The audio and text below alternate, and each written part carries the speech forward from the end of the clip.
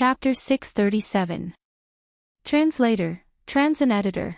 Transcendental's imperial palace was built on the foundation of Beiji's imperial palace. The imperial palace was the emperor's home.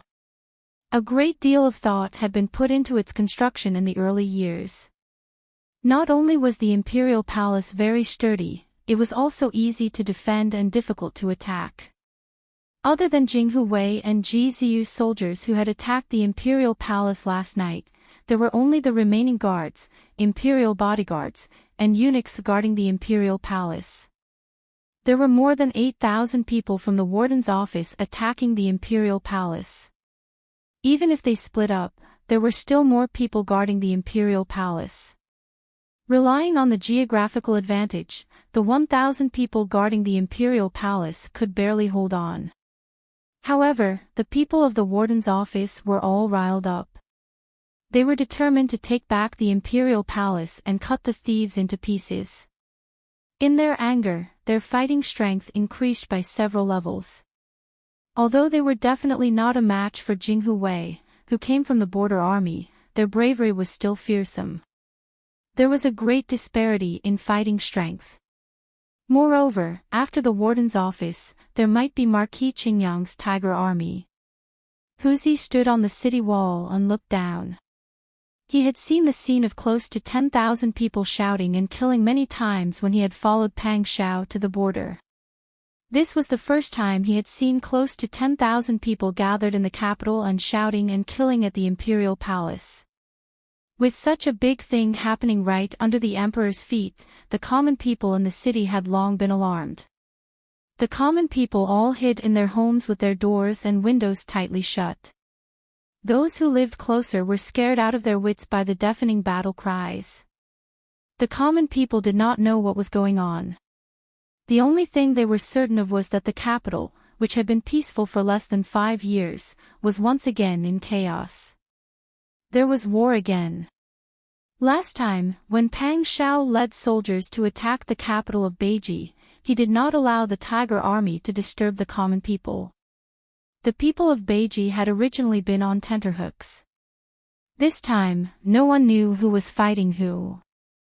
No one could be sure whether there would be a riot in the city. Chaos. Even the imperial palace was being attacked. If there were criminals in the city who took the opportunity to burn, kill, and loot, their crimes would be easily covered up. The warden's office, which was responsible for maintaining law and order, was now the main force attacking the imperial palace. The common people hid and trembled, silently praying that kind of tragedy would not happen. Princely Editor, Modlaws 123. Princely was no less fearful than the common people in the city. He did not expect that so many people could not take down the imperial palace. If this continued, wouldn't it be even more difficult to fight in the future if the warden's office of the 5 cities lost people? Go, hurry up and urge Marquis Qingyang. Why hasn't the Tiger Army arrived yet? Commander Princely urged his trusted aide to welcome Marquis Qingyang. On the other hand, he encouraged the soldiers of the warden's office, everyone, work harder. You must move. The Empress Dowager ordered this prince to supervise the country. Today, this prince did not announce that he was going to attend the court, but the courtiers have all entered the palace. Presumably, they have fallen into the Totter's trap. Brothers, all of you have elders in your family who are officials. If we take down the palace as quickly as possible and capture the spies, we might be able to guarantee the safety of all of you. Prince Li's words were passed on by the messenger. However, to Commander Prince Li's surprise, after holding on for less than an hour, the soldiers of the warden's office did not press on with their attacks. Instead, all of them looked tired. Prince Li was greatly disappointed. He angrily said, "Don't you want to save your family's elders?" Those who could hold an official position in the warden's office were not of low birth. They were basically the children of officials. The officials who could show their faces in court were basically the heads of their families. At the very least, they were important figures in their families. Therefore, the warden's office soldiers attacking the imperial palace had their uncles, elders, or family heads in the imperial palace attending court. Who knew which stray arrow would hurt the family head? Who knew which family head would become a hostage for the Titan spies to threaten them? The prosperity of a family naturally could not be separated from the family head. If something happened to the family head here, the family would be in chaos, and they would not be able to escape blame. Therefore, at this time, the warden's office soldiers attacking the imperial palace were all somewhat restrained. In Heavenly Worship Palace, the shouts and sounds of fighting outside became more and more intense. Li Qitian saw that the time was right and immediately stood up in anger. He angrily said, "Beloved officials. Right now, there are people attacking the imperial palace, vainly trying to harm Dezhou and its people. We really did not expect such a situation to occur in the imperial palace. You've really disappointed me. This subject is terrified." The officials all fell to their knees. Li Qitian raised his arms and said, "Beloved officials, there is no need to be terrified. Right now, we do not know what the situation in the imperial palace is like. We do not know if the people are safe or not, and there are people like this attacking the imperial palace. We have not touched a weapon for 5 years, so they think we are a soft persimmon that can be bullied. Beloved officials, follow us to kill the enemy." Li Qitian's voice was full of confidence. After saying this, he quickly walked down the red stairs. Ji Ziyu followed closely behind Li Qitian. Pang Xiao supported Qin Yining from time to time and walked behind them. The officials looked at each other in dismay. Everyone was very worried, but Your Majesty had spoken first and was walking at the front. The officials naturally did not dare to show too much fear in front of Your Majesty, lest they become an excuse for their political enemies to attack them. As a result, the civil and military officials were united like never before. They all glared angrily and planned to follow Li Qitian to see what the situation was like. They walked all the way to the city walls near the imperial palace gates. They heard the angry roars close by and saw the imperial palace gates being hit by solid logs from the outside. The soldiers guarding the imperial palace used their bodies to stare at the gates from the inside. The dust that fell from the imperial palace covered their heads and faces, but no one had the time to pay attention to it. Some of the more timid people's legs began to tremble. Li Qitian said with a strong sense of righteousness, "My beloved officials, follow me to the city gate tower to see what is going on." Pang Xiao and Ji Ziyu looked at each other and immediately stepped forward to stop him. They tried to persuade him, "Your Majesty, it is too dangerous to go up the city gate tower. What if a stray arrow gets hurt?" Li Qitian, however, waved his sleeve in a righteous manner, "No matter. I want to see who dares to rebel." As he spoke, he turned around and walked up the steps. When the officials saw Li Qitian's righteous indignation, their hearts were filled with pride. For a moment, everyone disregarded their own lives and followed Li Qitian up the city walls. Qin Yining's movements were a bit slower. He was half supported and half carried up by Pang Xiao. On the high walls, the layout of the buildings in the capital could be seen very clearly. There was not a single person on the streets. It seemed like the capital had become a ghost town like the border. And the people attacking the city walls were the people from the 5 cities warden's office. Li Qitian's face was filled with shock and sorrow. It's actually the people from the 5 cities warden's office. That is Prince Li. I didn't expect him to lead my people to attack the imperial palace. Could it be that he really wants to rebel? Chapter 638. Your Majesty, be careful. Pang Xiao stretched out his long arm and caught the arrow before Li Qitian could react. The force of the rotating arrow was enormous. Pang Xiao's palm was cut and bleeding, but he did not relax. His powerful arm strength caused the arrow to stop 3 inches away from Li Qitian's nose. Li Qitian was so scared that he let out a long sigh. The guards holding leather shields rushed forward and quickly formed a human wall in front of Li Qitian, blocking the second wave of arrows. Pang Xiao threw away the arrow and turned to protect Qin Yining behind him. Although the situation here was chaotic, Pang Xiao was confident that he could protect Qin Yining as long as he was in front of him. Seeing the soldiers guarding the city walls and the soldiers of the 5 cities' warden's office brazenly attacking below the city walls, Pang Xiao's heart bled. Pang Xiao had been on the battlefield for many years and had always loved his soldiers as if they were his children. In this struggle for power, Li Qitian felt that taking back the imperial palace would be as easy as blowing off dust. However, Pang Xiao felt sorry for these innocent soldiers who had died in vain. They were all citizens of Dezhou. They were all good people. But because of the struggle for power, they had lost their lives for no reason. If they had fought with the Taitan to protect the mountains and rivers, then their deaths would have been worth it. But what about now? They had lost their lives for no reason. They could not be called heroes. They might even be labeled as traitors. They were wronged.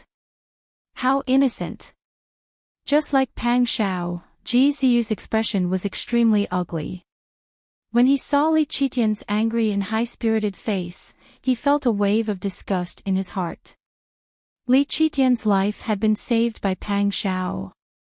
Although it was frightening but not dangerous, he calmed down and thought about it. They had once fought alongside Pang Xiao and Ji Ziyu. He wasn't an ordinary scholarly emperor. He was the founding emperor of the Dezhou dynasty. An emperor on horseback actually needed someone to save him. In front of so many people, if he behaved even more cowardly, wouldn't he lose the limelight?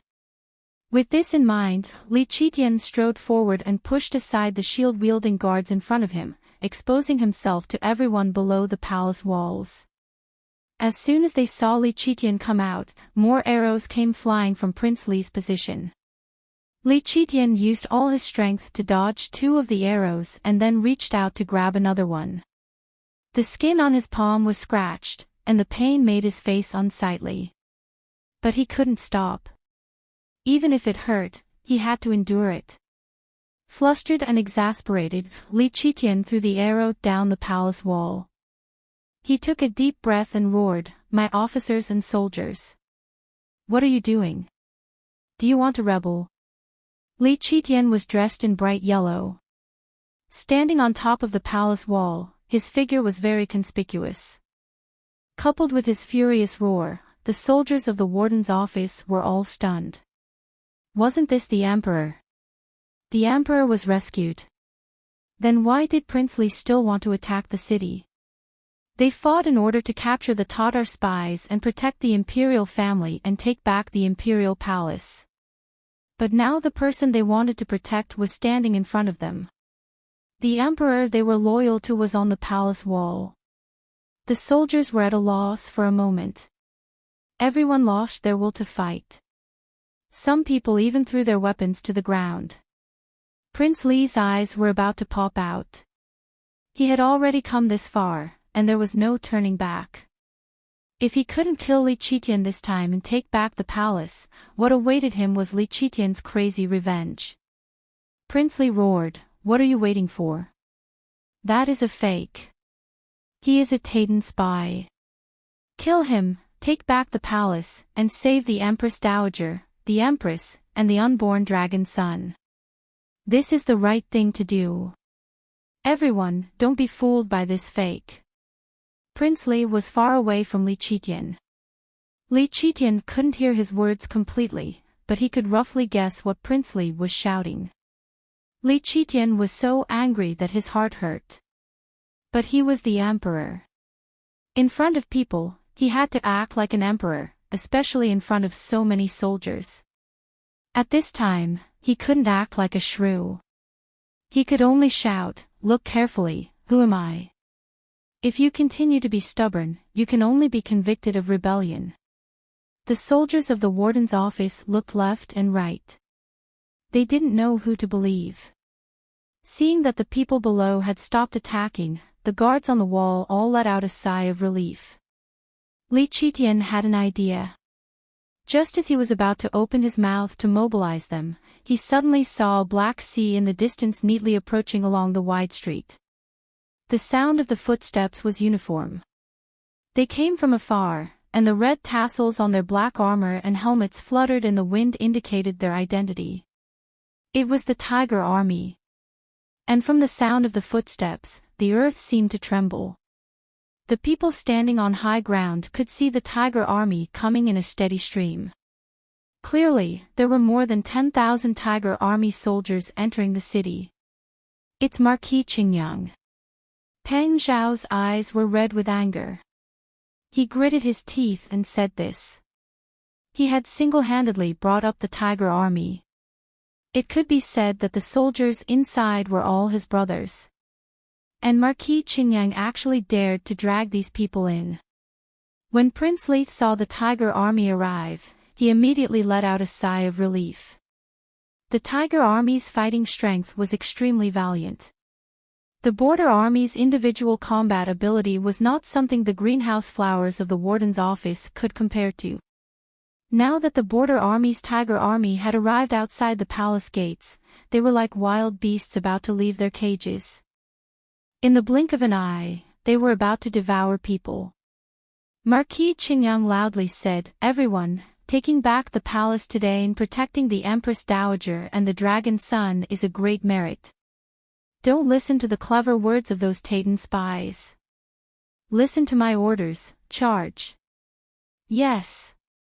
The uniform roar shook the palace walls. It came from the mouths of nearly 10,000 people.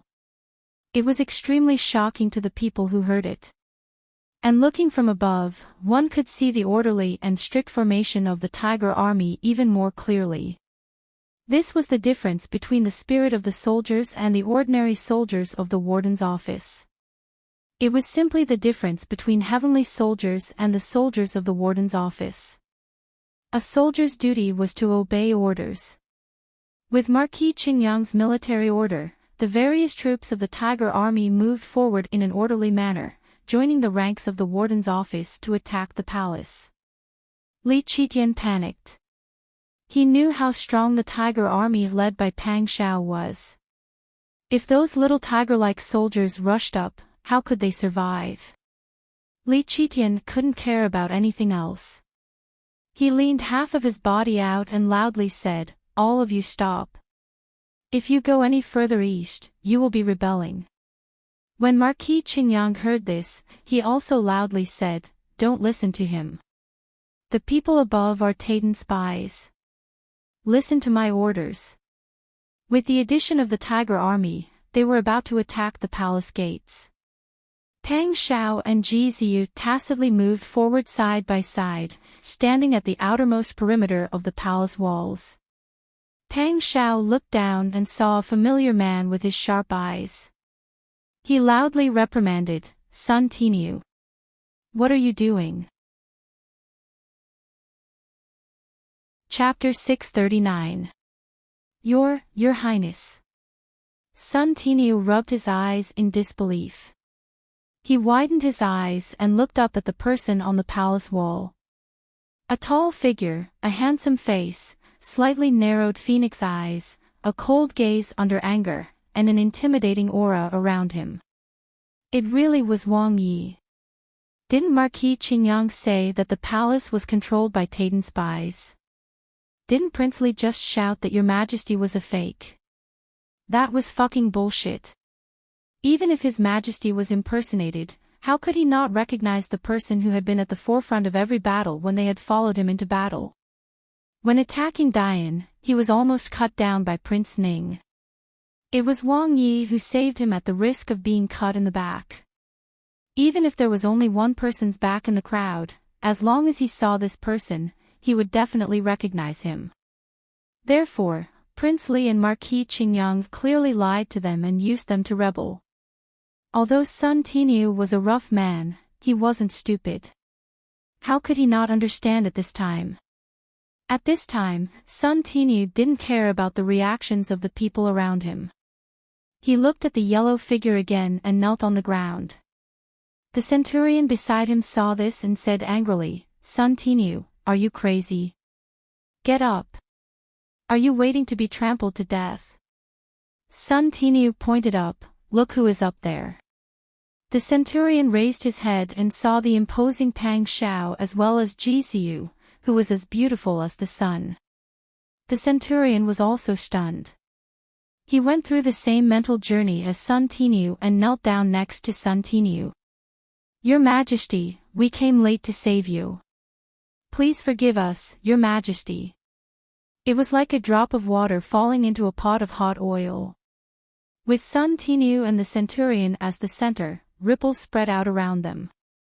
As long as the brave tiger army raised their heads and saw Pang Xiao and Ji Xiu, none of them could continue fighting.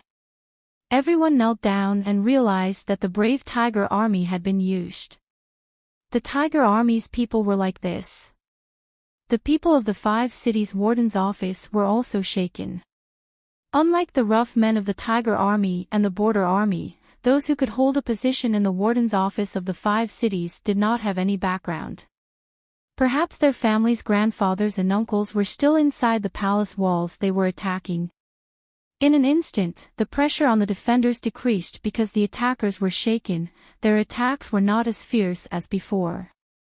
When Marquis Qingyang saw this situation, he was so anxious that he saw stars and his body went soft. If he didn't grit his teeth and force himself to sit upright on the horse and not lose face in front of so many soldiers, he would have run away without a trace. No, he couldn't continue like this. Otherwise, wouldn't he and Prince Li fall into Li Qitian's hands together? Would he still be alive then? All of you, attack. Don't be deceived by liars. They're all liars in disguise. They're all Taitan spies. Quickly attack. Marquis Qingyang anxiously jumped off his horse and waved his horsewhip to hit the men of the tiger army. He was so angry that smoke came out of his head, especially when he saw those kneeling on the ground. When he received the imperial decree to take over the tiger army, he immediately replaced the high-ranking officers with his trusted aides. On the other hand, he didn't have the time to pay attention to the centurions below him. Marquis Qingyang wasn't interested in thinking about it. What he didn't know was that the tiger army had already experienced the incident of Ji Xiu being placed under house arrest during the impeachment of Pang Xiao. The former high-ranking Pang Xiao's trusted aides had already been replaced with Li Qitian's. Only those who didn't hold high positions were spared from the disaster. And these people just happened to be the ones who had fought with Pang Xiao the longest. Perhaps they didn't have high positions, but their rallying power in the army was stronger than those high-ranking officials. Their loyalty to Pang Xiao was also the deepest. Marquis Qingyang was madly throwing a tantrum as he whipped the tiger army soldiers who had submitted. This action of his really made Pang Xiao's sword-like eyebrows stand up. He had to consider the health of his soldiers even when they were training. He would rather take a blade than have them lose their lives. Who the hell did Zhou Daong think he was, to actually dare to whip them? Zhou Daong, Fuck. Your ancestor, what are you doing? Pang Xiao picked up a scabbard and fiercely threw it down the high wall. Marquis Qingyang only heard a wang sound by his ears. That scabbard smashed into his left shoulder before he could dodge. Ah! Marquis Qingyang screamed as he fell to the ground. The bones in his shoulder seemed to have cracked, the pain causing his vision to darken. As for Pang Xiao's valiant curse, even though he had cursed the Empress Dowager's ancestors, making it hard to avoid being caught, it also made the tiger army even more certain that Pang Xiao wasn't a spy in disguise. This familiar curse, this familiar domineeringness, even cursing the Empress Dowager's ancestors in such a valiant manner, who else could it be other than their former commander-in-chief war god Wang Yi? The tiger army gradually spread the news through their ears. Gradually, Even those Tiger Army soldiers who hadn't yet made it to the square in front of the palace gates and were still congested in the alleys learned of this. Their black tide-like footsteps all slowed down. Li Qitian saw that Pang Xiao's shout had this kind of effect. Even when he was standing on the wall in his yellow robes, his performance might not have been as shocking as Pang Xiao's shout. How could Li Qitian's heart not ache? However, now wasn't the time to bicker over these things. Li Qitian turned his head to look towards those old officials who hadn't supported the rebels from the start. How could those old officials have the mood to think about anything else? They saw that there were members of their own clan in the warden's office, and there were even some of their own clan members who had been injured in the process of attacking the imperial palace, and some had even lost their lives. The old officials' eyes were about to split open, and quite a few of them began to yell out the names of their own clan members. As a result, even the people of the warden's office began to waver. Pang Xiao immediately gave Ji Ziyu a look. Although he had prestige in the army, he hadn't been the commander-in-chief of the Tiger Army for a long time. Ji Ziyu was the previous commander-in-chief of the Tiger Army, but he had been taken down by the Empress Dowager's words. It was more appropriate for him to speak out now. As a result, Ji Ziyu stepped forward and loudly said, "Officers and soldiers of the Tiger Army, hear my order. Arrest all those who intend to attack the imperial palace." Many of the Tiger Army's lower-level officers nearby all acknowledged this order. As for those new officers who had been replaced by Marquis Qingyang's own people, they found it very difficult to convince the masses. Prince Li's expression was as ghastly as a ghost's. If they failed this time, they would undoubtedly die. He drew his sword and ordered his trusted aides, "Charge." At a time like this, it was time to fight to the death. Otherwise, all that awaited them was death. The subordinates who had followed Prince Li in his uprising had no choice but to follow in his footsteps.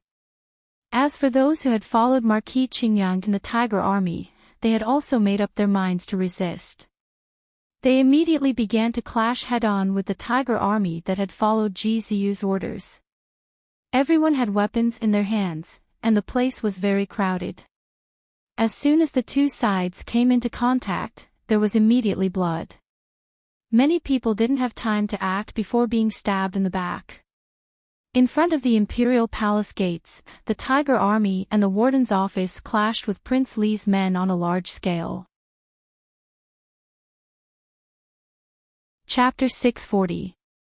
At this time, Qin Yining was even somewhat disgusted with himself for coming up with the idea. Helping Li Qitian take back the throne was indeed the most beneficial choice for the people of Dezhou and Pang Xiao. Perhaps in the eyes of those who had been on the battlefield for a long time, the casualties in front of the palace gates were not many. But how innocent were these sacrifices? They were also people who were born and raised by their parents, who had flesh and blood, and who had feelings. This kind of sacrifice was not grand at all, and even made people feel sullen. Pang Xiao suppressed the emotions in her heart, turned around, and hugged Qin Yining as she retreated a few steps. Bringing her away from the edge, she could no longer see the bloody scene below. Qin Yining said sadly, "Let's end this quickly. There is no benefit in delaying. It's chaotic here, and the people are also suffering." Pang Xiao nodded, "You're right." Below the palace walls, the two rooms were in contact with each other. The casualties caused by the fighting made Li Qitian feel uneasy. Especially when Commander Prince Li, who was leading a group of people, gradually approached them. Li Qitian couldn't suppress his anger and shouted, "Li Guangzhen! Why haven't you stopped yet? Zhen is here, do you really want to rebel?" Li Qitian directly called Prince Li's name, causing Prince Li's bodyguards to turn around to look. Not only these people, but even the warden's office of the 5 cities and the Tiger Army slowed down their movements. They were suspicious of Commander Prince Li. This was the capital. Besides Your Majesty, Pang Xiao, and Ji Ziyu standing on the palace walls, there were other court officials. Prince Li and Marquis Qingyang insisted at the beginning that the palace was attacked by Taitan spies, and everyone believed it, and rushed over for the sake of the imperial family they were loyal to. But now, Your Majesty was in disguise. Could it be that Prince Xiongxuan, Marquis Dingbei, and the other court officials were all in disguise? That lie could no longer fool them now. Commandery Prince Li gradually slowed down his horse and finally stopped because of exhaustion. The situation was already hopeless. If they continued to resist, they would only be killed immediately. If the 3,000 battalions, the 5 battalions, and the Divine Strategy Battalion were alerted and rushed over, his corpse would probably be trampled into meat paste. Thinking of this, Prince Li's whole body quivered, and he suddenly came to his senses. I can't take it anymore. He couldn't go on like this. If he continued to be stubborn, there would really be no room for negotiation. Prince Li jumped off his horse. Because his movements were too hasty, he almost rolled and crawled to the ground. Ignoring the pain, he frantically kowtowed and shouted, Your Majesty. Is it really you? I thought you. I heard that there were bandits and Taitan spies in the palace, so I came here with the soldiers to save the Empress Dowager, the Empress, and the others. I didn't expect you to come back. It's really a flood against the Dragon King's temple. Following Prince Li's words, the tens of thousands of people gathered in the square in front of the imperial palace became so quiet that one could hear a pin drop. All the fighting stopped. The air was filled with the thick smell of blood, and the miserable cries of the seriously injured could occasionally be heard. Prince Li's voice, which was almost broken in his nervousness, made everyone feel speechless. Shameless. Was there anyone more shameless than Prince Li? Everyone knew what was going on today. Prince Li acted like a good person, but what about the brothers from the 5 cities warden's office who had lost their lives because of him? Prince Li's actions not only didn't improve his image in the slightest, but also made everyone despise and hate him even more. The silence only lasted for a breath of time. Seeing that the situation had stabilized, Li Qitian suddenly let out a long sigh of relief. Today's great battle could finally come to an end. Enough. Li Qitian loudly ordered the people around him, open the palace gates. Your Majesty. An old official immediately stood up and saluted, Your Majesty, this matter is inappropriate. What if the rebel army below rushes in? Dezhou's imperial palace was renovated from the foundation of Beiji's imperial palace. It occupied a large area both inside and outside, and the buildings were also grand and imposing. It was easy to defend and difficult to attack. Today's guards were able to stabilize the situation and prevent the rascals from rushing in by relying on their current advantage. But if the palace gates were opened, wouldn't that be letting in a hungry tiger?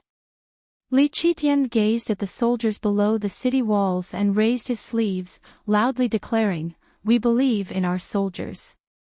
Today, they are the same as Prince Li and Marquis Qingyang. They all came to protect the imperial palace and capture the spies. Everyone is loyal, and we are very moved. You don't need to be long-winded. Open the palace gates and welcome the 5 cities warden's office and the Tiger Army soldiers present to enter the palace. When the officials heard this, a few of them came to their senses. There were also those who were slower to react who continued to persuade him. Qin Yining and Pang Xiao looked at each other and saw the understanding in each other's eyes. Li Qitian's move was truly clever. Opening the palace gates and welcoming these soldiers into the palace was just to find a spacious place for them to wait for orders. However, this act of trust had the greatest effect of calming their fearful hearts. If Li Qitian showed the slightest intention of investigating today's rebel army, these innocent soldiers might start a mutiny in order to save their lives.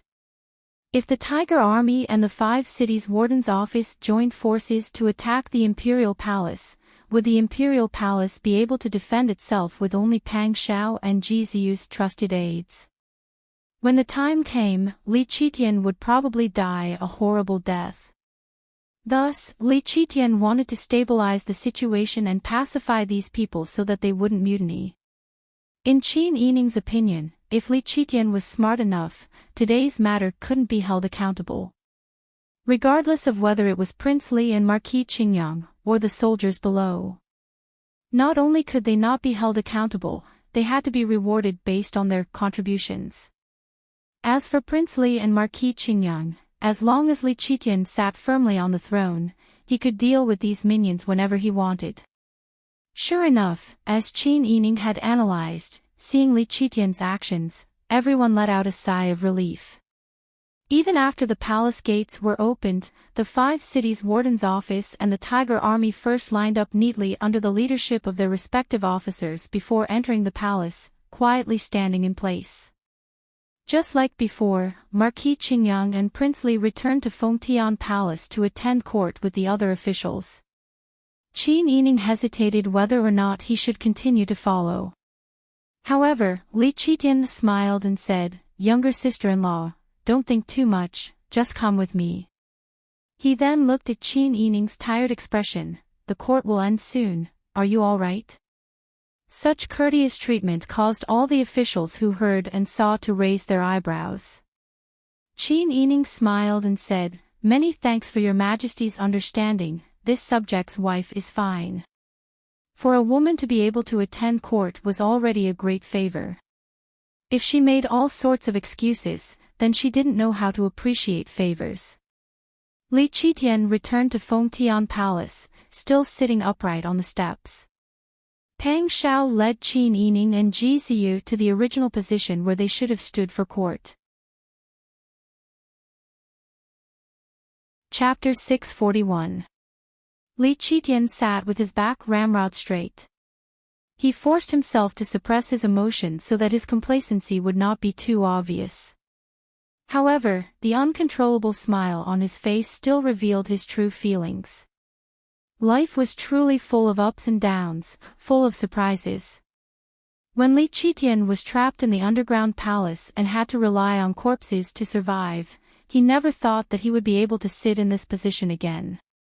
When he had to beg for food by Pang Zhao's side and rely on an enemy who had already shed all pretense of cordiality to protect him from the dark underground palace, Li Qitian never thought that the person who would help him regain his position would be Pang Zhao.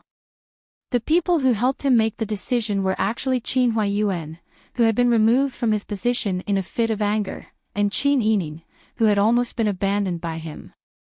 In any case, he was now sitting firmly in this position again. Li Qitian pursed his lips and chuckled silently. Then he said, "Today's matter was indeed caused by Taitan spies who had infiltrated the palace with the intention of taking advantage of the situation to harm the imperial family. Now that we were able to safely escape danger, all of you have contributed greatly." Li Qitian's words caused everyone to respond in unison. "Your Majesty's declaration, this humble subject is terrified." At the beginning of Li Qitian's court session today, no matter who it was, the 20% who had hurriedly knelt down and shouted, "Long live your Majesty." Seeing that Prince Li had been completely defeated and fearing that they would be punished by Li Qitian, how could they not seize this opportunity to show their loyalty? Immediately, someone stepped out of the ranks and saluted, saying in a clear voice, "Reporting to your Majesty, Prince Li gathered troops and horses to attack the palace." Moreover, when he assumed power, he already had the intention to do so. He has repeatedly urged his subjects to support him as the emperor. He truly has the ambition of a wolf. "You!" Prince Li was furious. He turned around and angrily glared at the upright official. Without waiting for Prince Li to refute, several other officials stepped out of the ranks and righteously said, "Lu Daren's words are correct." Prince Li misused his power and acted alone. For the sake of his own selfish desires, he disregarded human life and the power of the emperor. He truly deserves to be punished. The voices of the officials were full of confidence and sonorous power. They described Prince Li's crimes as 10 times worse than what everyone had seen. Prince Li's body trembled with anger. Yesterday, the people who had bitten him were like dogs that were fawning over him. When something happened, these people only cared about clearing their names in the blink of an eye. This reality was within his expectations. Commandery Prince Li sneered and felt disheartened for a moment. Forget it, the winner takes all. Since he had already come this far, what else could he say? Dogs biting each other. This scene made Li Qitian feel helpless. He could only rely on others to regain the power he wanted. He vented all of his negative emotions. After admiring these people's faces enough, Li Qitian still didn't forget his business. We naturally understand your intentions. Once these words were said, the people impeaching Prince Li felt joy appear on their faces. As long as your majesty was willing to accept their advice, they would still have a chance to live in the future. Prince Li's head drooped. He looked like he was waiting for death. Who would have thought that Li Qitian would change the topic and say, however, we understand today's matter. It was just a misunderstanding. Prince Li was trying to save the Empress Dowager and Empress. He was loyal. As for my beloved officials, you were wholeheartedly loyal to us. None of you did anything wrong. Li Qitian tried to smooth things over, but both sides were stunned. Qin Yining stood next to Pang Xiao. She couldn't help but look to the side to see the reactions of the officials behind her. She believed that if Qin, who was present, only needed to think a little to understand. Li Qitian wouldn't punish anyone at this time. Just like when Li Qitian had the palace gates open outside the palace walls. He didn't just want to appease the people in front of him. More importantly, he wanted to appease the soldiers standing in line inside the palace.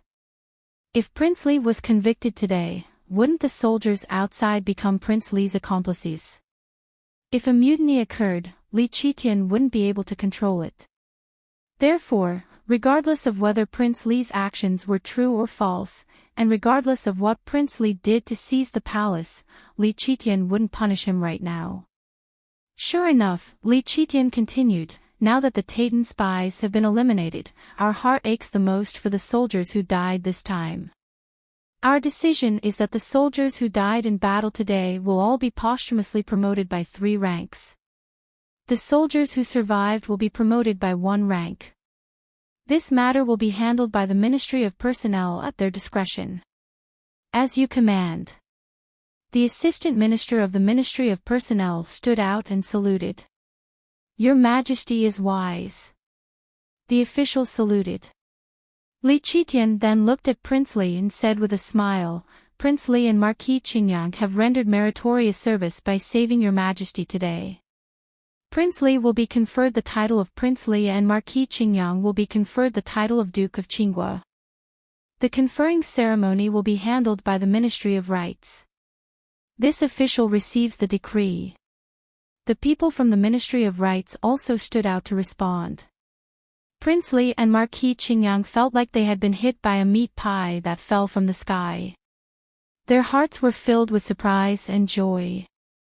Unexpectedly, not only were they not dragged out to be beheaded at this time, they were actually promoted to nobility. Although they didn't know whether Li Qitian was angry or not, the current situation made their hearts feel extremely calm. Li Qitian turned and said, Prince Zhongshuan, Pang Xiao, and Marquis Dingbei, Ji Ziyu, have rendered meritorious service by saving your Majesty this time. Each of them will be rewarded with 100 taels of gold and 10 bolts of silk. Following this, Li Qitian gave out rewards to the people who had performed outstandingly in seizing the palace. However, Qin Yining wasn't happy at all when he heard this. Li Qitian had just conferred rewards to the soldiers who had participated in today's battle. Those who died would be promoted by 3 ranks. Those who survived would be promoted by 1 rank. It must be known that the majority of the soldiers who had surrounded the imperial palace today were Pang Xiao and Ji Ziyu's private soldiers. If these people accepted these rewards, it would be the same as eating a salary from the imperial court. They would no longer be Pang Xiao and Ji Ziyu's private people. Li Qitian was truly sinister. At this time, he still didn't forget to deal with Pang Xiao and Ji Ziyu. In Qin Yining's heart, Li Qitian's originally not lofty image had already fallen to the bottom. Unfortunately, in the current situation, Li Qitian's survival was the most beneficial to the imperial court, the common people, and Pang Xiao. They could only pinch their noses and endure. With Li Qitian's rewards, this rebellion in seizing the palace was quickly resolved. The decisiveness with which it was handled was surprising. No one was at fault. The ones at fault were the Taitan spies. However, no one present was stupid enough to ask Li Qitian where the Taitan spies were. Li Qitian nodded in satisfaction.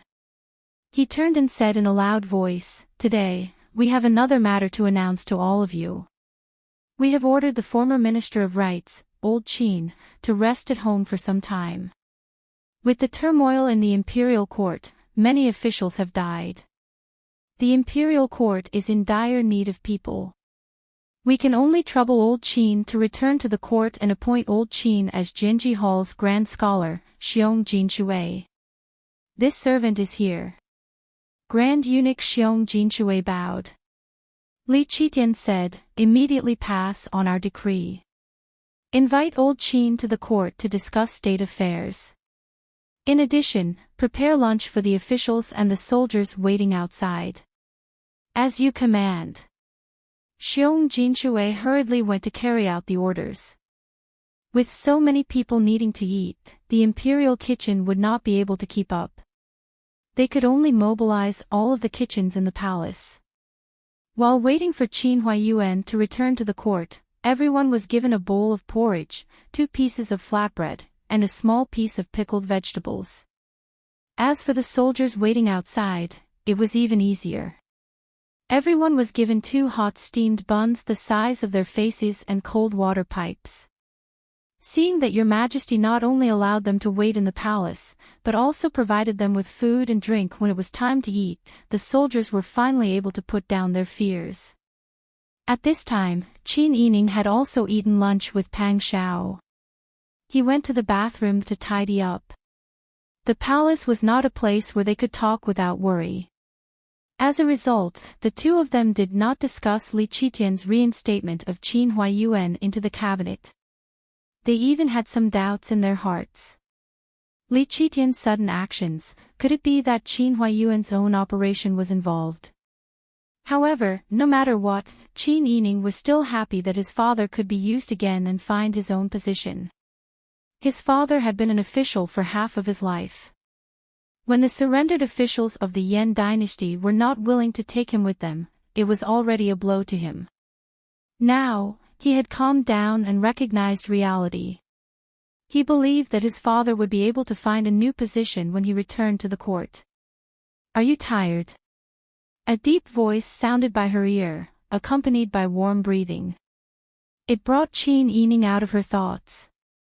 "It's okay. I'm fine." Qin Yining looked up at Pang Xiao and smiled at him. Pang Xiao hugged Qin Yining's shoulder and bent down to touch her stomach. He frowned and said, "You're already tired from last night. This morning, you didn't sleep for long before you came to court. You also stood for so long, this won't do. You don't have to go to court later. I'll go find a place. It's more important for you to rest. No matter how good your body is, it's not suitable for you to stand for so long." Qin Yining was a bit hesitant. On one hand, she wanted to know what Li Qitian was planning to do after Qin Huaiyuan was invited back. On the other hand, Qin Yining was indeed very tired. Now, both her feet and calves were swollen. They were like 2 wooden clubs. Every step she took felt very heavy. When Pang Xiao saw this, he decided to help her. "Be good. Rest well. I'll tell you everything later. Are you afraid that I'll hide it from you?" Seeing Pang Xiao's frown, Qin Yining knew that he was worried. She could only nod and say, "Okay." Pang Xiao nodded and said, I'll ask for an edict later. Bing Tang and Ji Yun will be by your side. I'll go to court later. Now that Pang Xiao was in front of Li Qitian, it was naturally easier for him to talk. Soon, Qin Yining was arranged to rest in a side hall. Other than Bing Tang and Ji Yun, Li Qitian also arranged for palace servants to wait on her outside. Qin Yining washed up and went to sleep on the soft couch, leaning against a large pillow and clothes. Even though she was asleep, she didn't sleep well. Her mind was in a mess because of the current tense situation. When she woke up again, she felt that she was in a familiar embrace. Both of them were slightly jolted by the swaying of the carriage. Chapter 642. Qin Yining opened her eyes and saw the low ceiling of the carriage and a yellow oil lamp the size of a bean. Pang Xiao's handsome face was clearly outlined by the orange light. His gentle voice was right beside her ear. How did you sleep?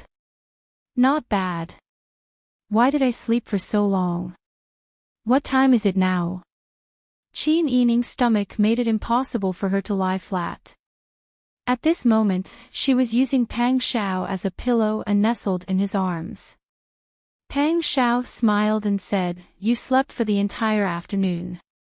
After the court was dismissed, I directly took you out of the palace. How do you feel? I'm fine. I didn't expect to sleep for so long. Qin Yining found a comfortable position on Pang Xiao's shoulder and rubbed her face against his clothes. Her voice was lazy and soft. Why are we only going back now? The court session lasted until nighttime. Yes.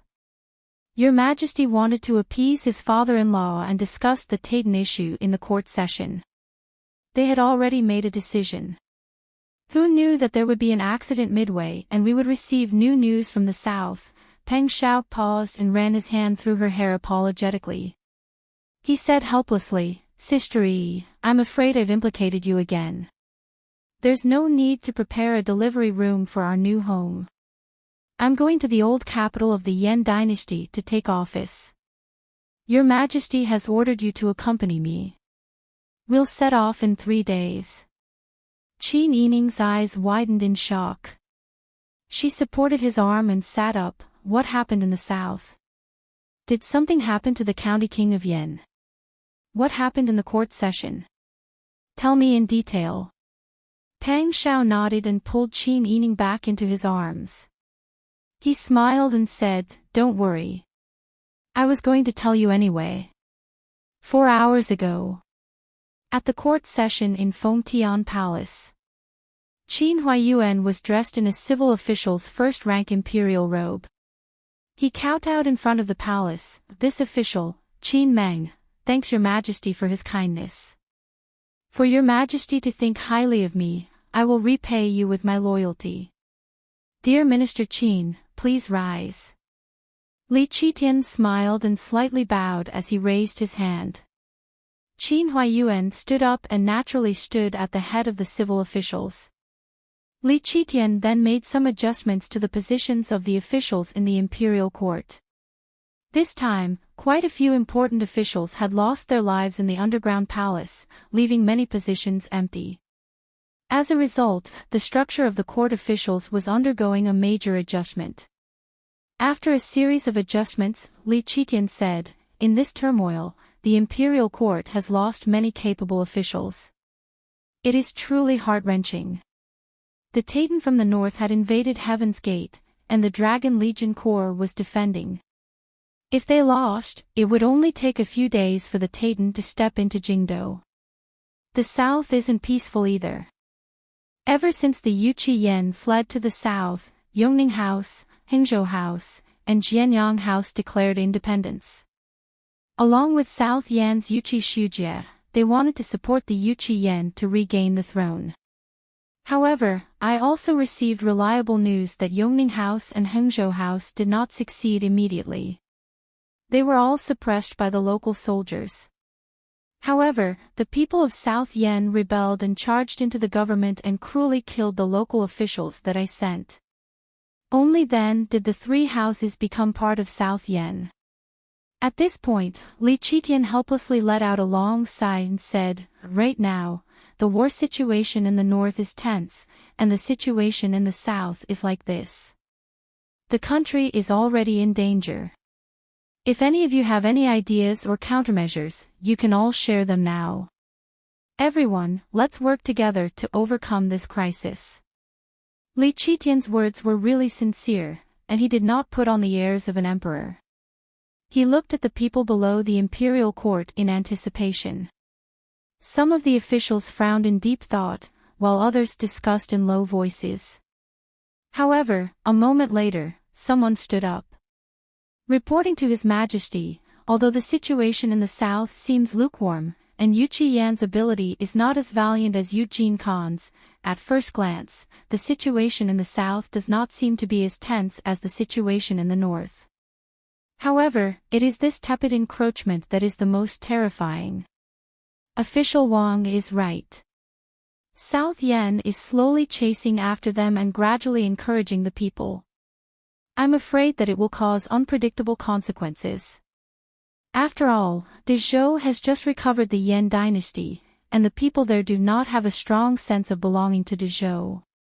The south was originally the territory of the Yen dynasty, and the people there all felt that they were part of the Yen dynasty. However, the Yen dynasty had already been destroyed, and the Yuchi Yen had already handed over their documents, so the people had no choice but to lower their heads and live.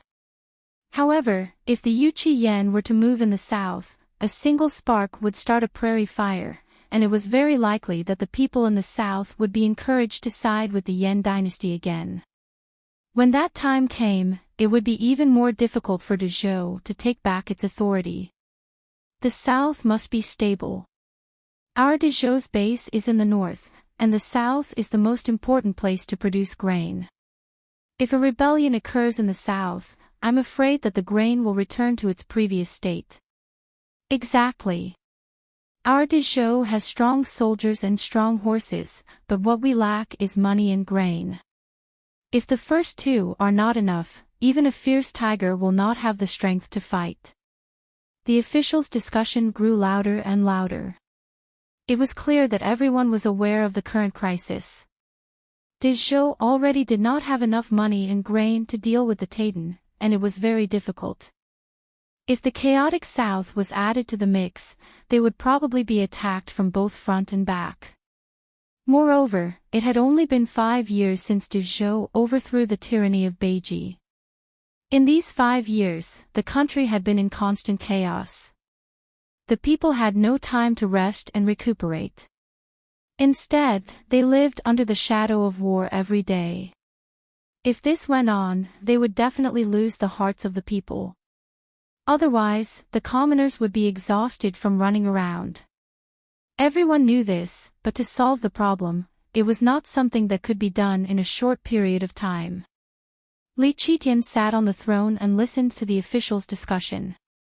His heart was also quite heavy. He did not sleep at all last night, and he had experienced a soul-stirring battle to seize the palace. He was already exhausted. The officials in the hall were unable to come to a conclusion, which made Li Qitian feel even more irritated. However, as an emperor, he had to maintain his proper demeanor, especially in front of Prince Li, who wanted to seize power.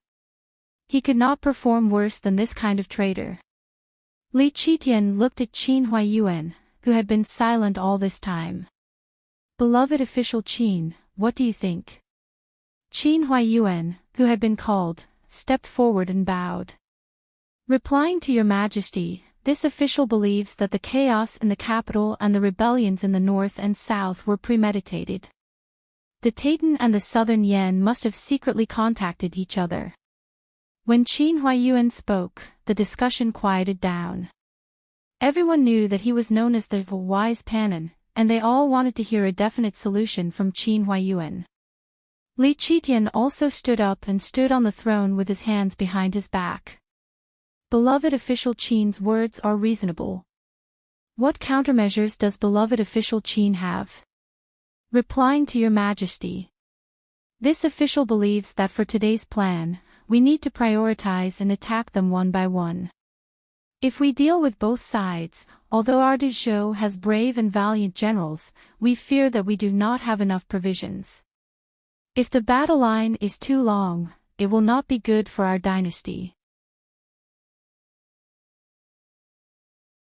Chapter 643. Qin Huaiyuan thought for a moment, then said, Your Majesty, I believe that the Taitan in the north should be our top priority. The Taitan Xiao Yong is good at fighting, and Eugene Khan is not to be underestimated. The land in the north of Dezhou is our base. Once the capital is lost, we will become rootless duckweed. Thus, the capital cannot be lost. However, the imperial treasury is currently tight.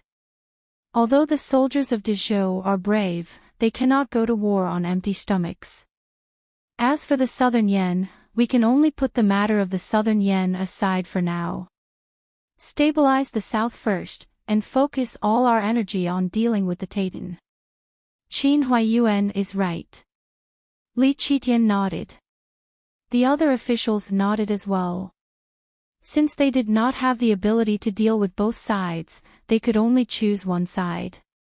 The most appropriate choice was as Qin Huaiyuan had said. But how can we stabilize the southern yen? Someone stood up and asked.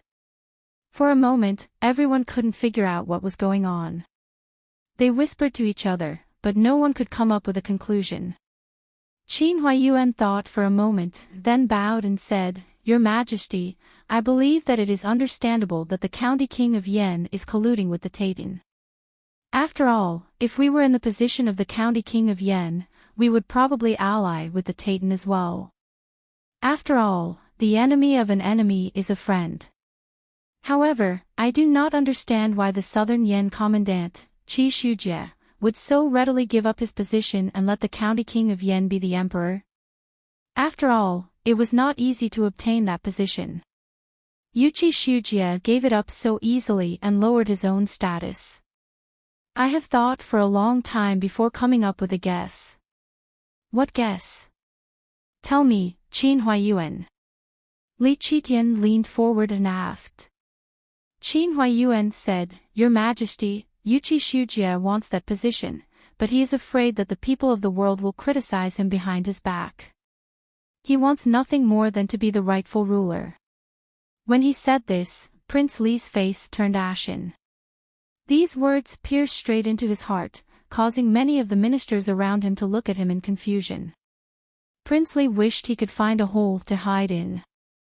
Li Qitian, who was sitting high on the throne, naturally saw Prince Li's expression. He secretly laughed at Qin Huaiyuan's unforgiving attitude. While he was secretly pleased, he said, Indeed, as my beloved subject said, this is the most likely scenario. We call them Southern Yen, but they call themselves Dian, which is enough to see Yuqi Shujie's thoughts. Your Majesty is wise. Qin Huaiyuan saluted and continued, I don't know much about Yuqi Shujie, but since he can sit in this position, he is not a stupid person. During this period of time, Dezhou has not had time to deal with them. Yuqi Shujie must be very clear about this, so it is inevitable that they are frightened. According to my analysis, the Taitan and the County King of Yen must have worked together. It is very likely that the Taitan made some promises to the County King of Yen. For example, the Taitan promised the Yuqi Yen that they would help keep Dezhou in check, so that Dezhou would not have the energy to attack Southern Yen. The County King of Yen and Yuqi Shujie may have agreed that Yuqi Shujie would help the County King of Yen regain the throne and reclaim the Dian's lost land. When the Dian regained control of the country, the County King of Yen could give Yuqi Shujie the land of Southern Yen, so that Yuqi Shujie could rightfully become the ruler of a small country. When everyone heard this, they couldn't help but nod. Lord Qin's words make sense. Yes, Lord Qin's words are very true. But in this situation, what should we do? Lord Qin's thought process is very thorough, so he must have a foolproof plan. Qin Huaiyuan nodded and said, I do have a plan. I don't know if it will work. My dear minister, please speak your mind. Li Qitian smiled and said. Qin Huaiyuan turned his head to look at Pang Shao, who was sitting at the top of the list of military officers. He sighed softly and said, in my opinion, first of all, we can send someone to deliver the letter of credence to Qi Shujia of Southern Yan. We have never acknowledged Southern Yan as an independent country in the past. We only saw them as a remnant of the Yan dynasty that we would eradicate when we had the time. That is why they are panicking. This time, we've sent a letter of credence to acknowledge Southern Yan as an independent kingdom, and we've established diplomatic relations with them, signing a treaty of non-aggression.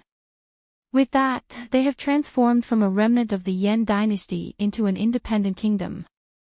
Yuqi Shujia has obtained the right and proper title that he wanted so easily. There is no need for him to wait until he helps County King of Yan to ascend the throne and seize back the great Yan dynasty before he is given a piece of land. Yuqi Shujia gave up the throne for the sake of his own legitimacy and reputation. However, with our letter, the County King of Yan's existence will become a stumbling block on Yuqi Shujia's path to success. When the time comes, it will be up to them how they fight. The hall was silent at that moment. Everyone looked at Qin Huaiyuan's back and felt a chill run down their spines. They were aware that they were on the same side. Otherwise, they would not be a match for Qin Huaiyuan even if they worked together. That was a very sinister move. Li Qitian felt the same way. It was only then that he truly realized what kind of person Qin Huaiyuan was.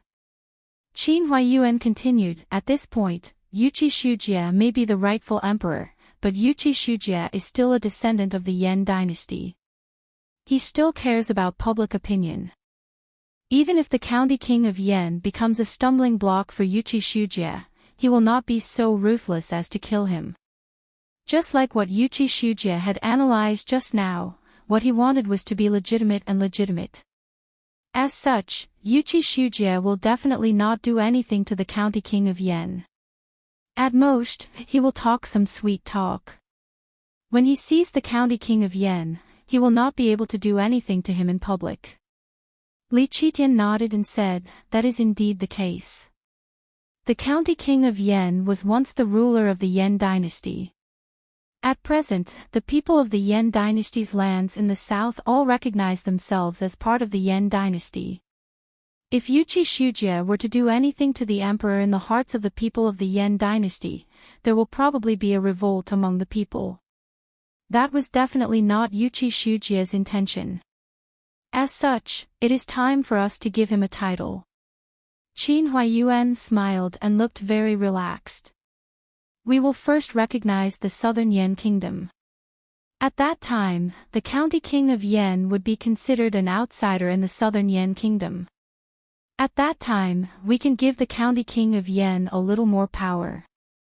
We will give him the title of King of Jinan and put the 3 prefectures of Guan and Duhua, which had declared independence earlier, into the County King of Yan's fief. With that, Yuqi Shujia and the County King of Yan will become people of 2 different countries. The County King of Yan will no longer have the right to negotiate with Yuqi Shujia. Yuqi Shujia will be able to breathe a sigh of relief. He will no longer have to worry about the County King of Yan's feelings. Qin Huaiyuan was a wise man and had a mature mind. What he said that time resonated greatly with the crowd. Many also expressed their own opinions. The most jarring thing was that there were some who secretly cursed Qin Huaiyuan behind his back for being a coward. They said that he did not have any feelings for his former country after defecting, and came up with such a flawless plan to deal with the Dayan. Chapter 644. Qin Huaiyuan kept his head down, as if he couldn't hear what the people behind him were saying. Even if he did, he wouldn't care at all. Even if some people were cursing Qin Huaiyuan for being unscrupulous and switching sides so quickly, no one could deny that Qin Huayuan's plan was the most appropriate one. However, there were also people who raised doubts. Lord Qin's words are reasonable. However, the Yuqi Yan isn't someone to be trifled with either. If he's already planning to ascend the throne, he must be certain that he's the rightful ruler of the Yan dynasty. Why would he accept Dezhou's title? That's right. Besides, the county king of Yan isn't in the capital anymore. He's in the land that used to belong to the Yan dynasty, and there might be some of his old forces there. He has his own status and backing, so there's no way he'd agree to your majesty's title. Qin Huayuan smiled. Both of you have a point. However, it's fine if the county king of Yan doesn't want to accept the title. Isn't he with Yuqi Shujie now? It was a casual statement, but everyone couldn't help but ponder. If Dezhou could recognize the southern Yan dynasty and establish diplomatic relations between the two countries, Yuqi Shujie would be more than happy to become emperor. If the Yuqi Yan didn't agree, Yuqi Shujie would probably do everything he could to make him agree. For the rightful ruler, Yuqi Shujie would make all the necessary preparations without them having to do anything. Everyone was speechless. They all had the same feeling at the moment. Qin Huayuan was too devious. Could it be that the Yuqi Yan had taken some of the old officials of the Yan dynasty and left the capital without telling Qin Huayuan that they were leaving him behind? Was that why he was holding a grudge? That was why Pan and the Wise's reputation was not undeserved. It was best for them to get closer to Qin Huayuan and not make him their enemy. However, while most people thought that way, there were still a few who couldn't accept it and raised doubts on the spot. Be that as it may, this is all Lord Qin's idea. What if the county king of Yan refused and took the opportunity to incite the people to revolt? The Taitan in the north is already giving us a hard time. If the south is also in chaos, we will be attacked from both sides. The consequences will be unimaginable. When Li Qitian heard this, he pulled himself back from his complacency and couldn't help but ponder. Indeed, if the two sides really fought at the same time, would his troops be able to win a great victory just by eating wind and drinking dew? As the saying goes, before the troops and horses are mobilized, the provisions have to be mobilized first. Right now, they simply did not have the economic strength to support both the northern and southern battlefields at the same time. Qin Huayuan narrowed his eyes and said with a smile, "Therefore, there's still a very important part of this plan." That was to send a very important person to guard the south. It would be best if he was someone who would make the people of the Yan dynasty tremble at the mention of his name, someone who could make babies cry at night, and someone who would make the county king of Yan and Yuqi Shujie not dare to do anything. Li Qitian narrowed his eyes at once. All the officials also looked at Pang Shao, who was standing at the head of the generals. Great Yan was conquered by Pang Shao, one city after another. His great achievements in Great Yan were known to all under the heavens. If there was one man who could intimidate the common people in the south, making them tremble with fear when they saw him, and dared not to speak loudly, if Pang Shao claimed to be the second, then no one under the heavens could be the first. So, Qin Huayuan's final goal in advising Your Majesty was to let Pang Shao regain control of the military. Pang Shao told Qin Yining everything that happened in the imperial court in detail. Qin Yining couldn't help but sigh when she heard this. Father really put a lot of thought into this. His arrangement not only gave you the opportunity to regain control of the military, but also allowed us to leave the whirlpool of power struggle and go to the south to recuperate and develop our own forces. Yes, Pang Zhao's eyes were full of admiration. Your Majesty also understood this at the time. If Your Majesty could trust me completely, then perhaps he wouldn't have suffered so much. Then how did Your Majesty agree? How could he be at ease handing over the tiger army to you? Pang Shao gently stroked Qin Yining's long hair and said softly, "Silly girl, when did I say that Your Majesty was going to give me the tiger army? Your Majesty made me the Grand Marshal, and I'll be in charge of the military immediately. The Tiger Army is under my command. Today, Your Majesty also saw my prestige in the Tiger Army. He will never allow me to control the Tiger Army again. I see. Qin Yining nodded and leaned on Pang Xiao's shoulder to rub her cheek. Your Majesty allowed me to accompany you to take office, so he must have said that he couldn't bear for us to be separated, right? Didn't he give old Madam and Grandma a promotion? His Majesty will not leave anyone behind when it comes to bestowments and rewards. Pang Xiao rested his chin on Qin Yining's forehead and said with lowered eyes, he must do these things well. Even when Princely committed such a serious crime, he could pinch his nose and let Princely be a Qin Wang. As for Marquis Qingyang, he didn't show the slightest sign of condemnation. Your Majesty has already reached the pinnacle of perfection in the way of inviting bribes and pacifying people. Qin Yining shook her head and said, this is all on the surface. It's only a matter of time before Princely and Duke Qing die of illness. When the time comes, even if the people who helped Princely and Duke Qing rebel find out, they will probably only feel relieved. As they spoke, Qin Yining felt the carriage turn a corner. The road began to level out, and the air was mixed with a faint scent of water vapor and sandalwood. It was very refreshing and pleasant. Pang Xiao lifted the curtain and looked outside, saying with a smile, we're home. The carriage slowly stopped in front of the gate of a house. The hanging lanterns were swaying in the wind, and the candlelight was flickering. A manservant wearing a thick cotton-padded jacket had been waiting in front of the door for a long time. When he saw the carriage coming, he immediately reported inside loudly, and then hurriedly came up to salute. Wang Yi, Princess, you're back.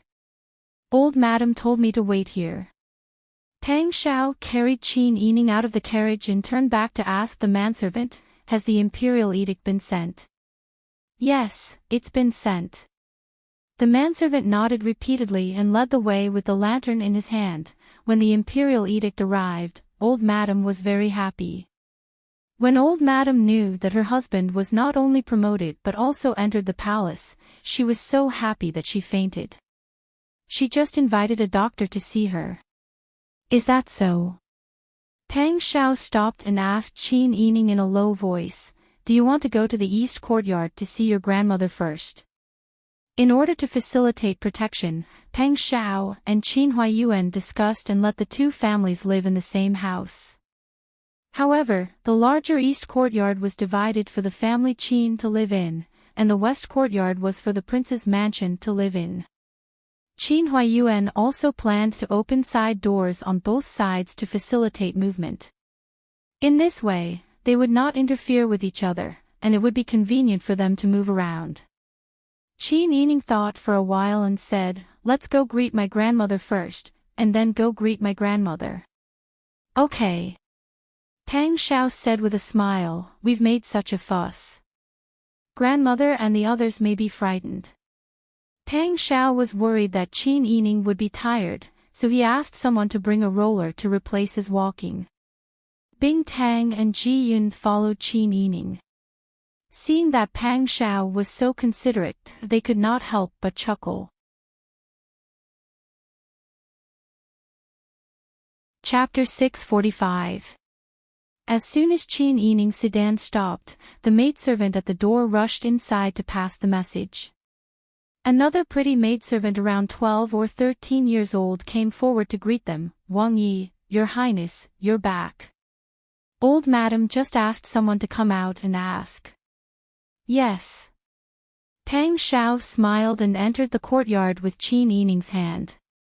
Qin Yining asked with a smile, have Old Madam, Old Master, and Old Madam had dinner? How's the kitchen in the new house?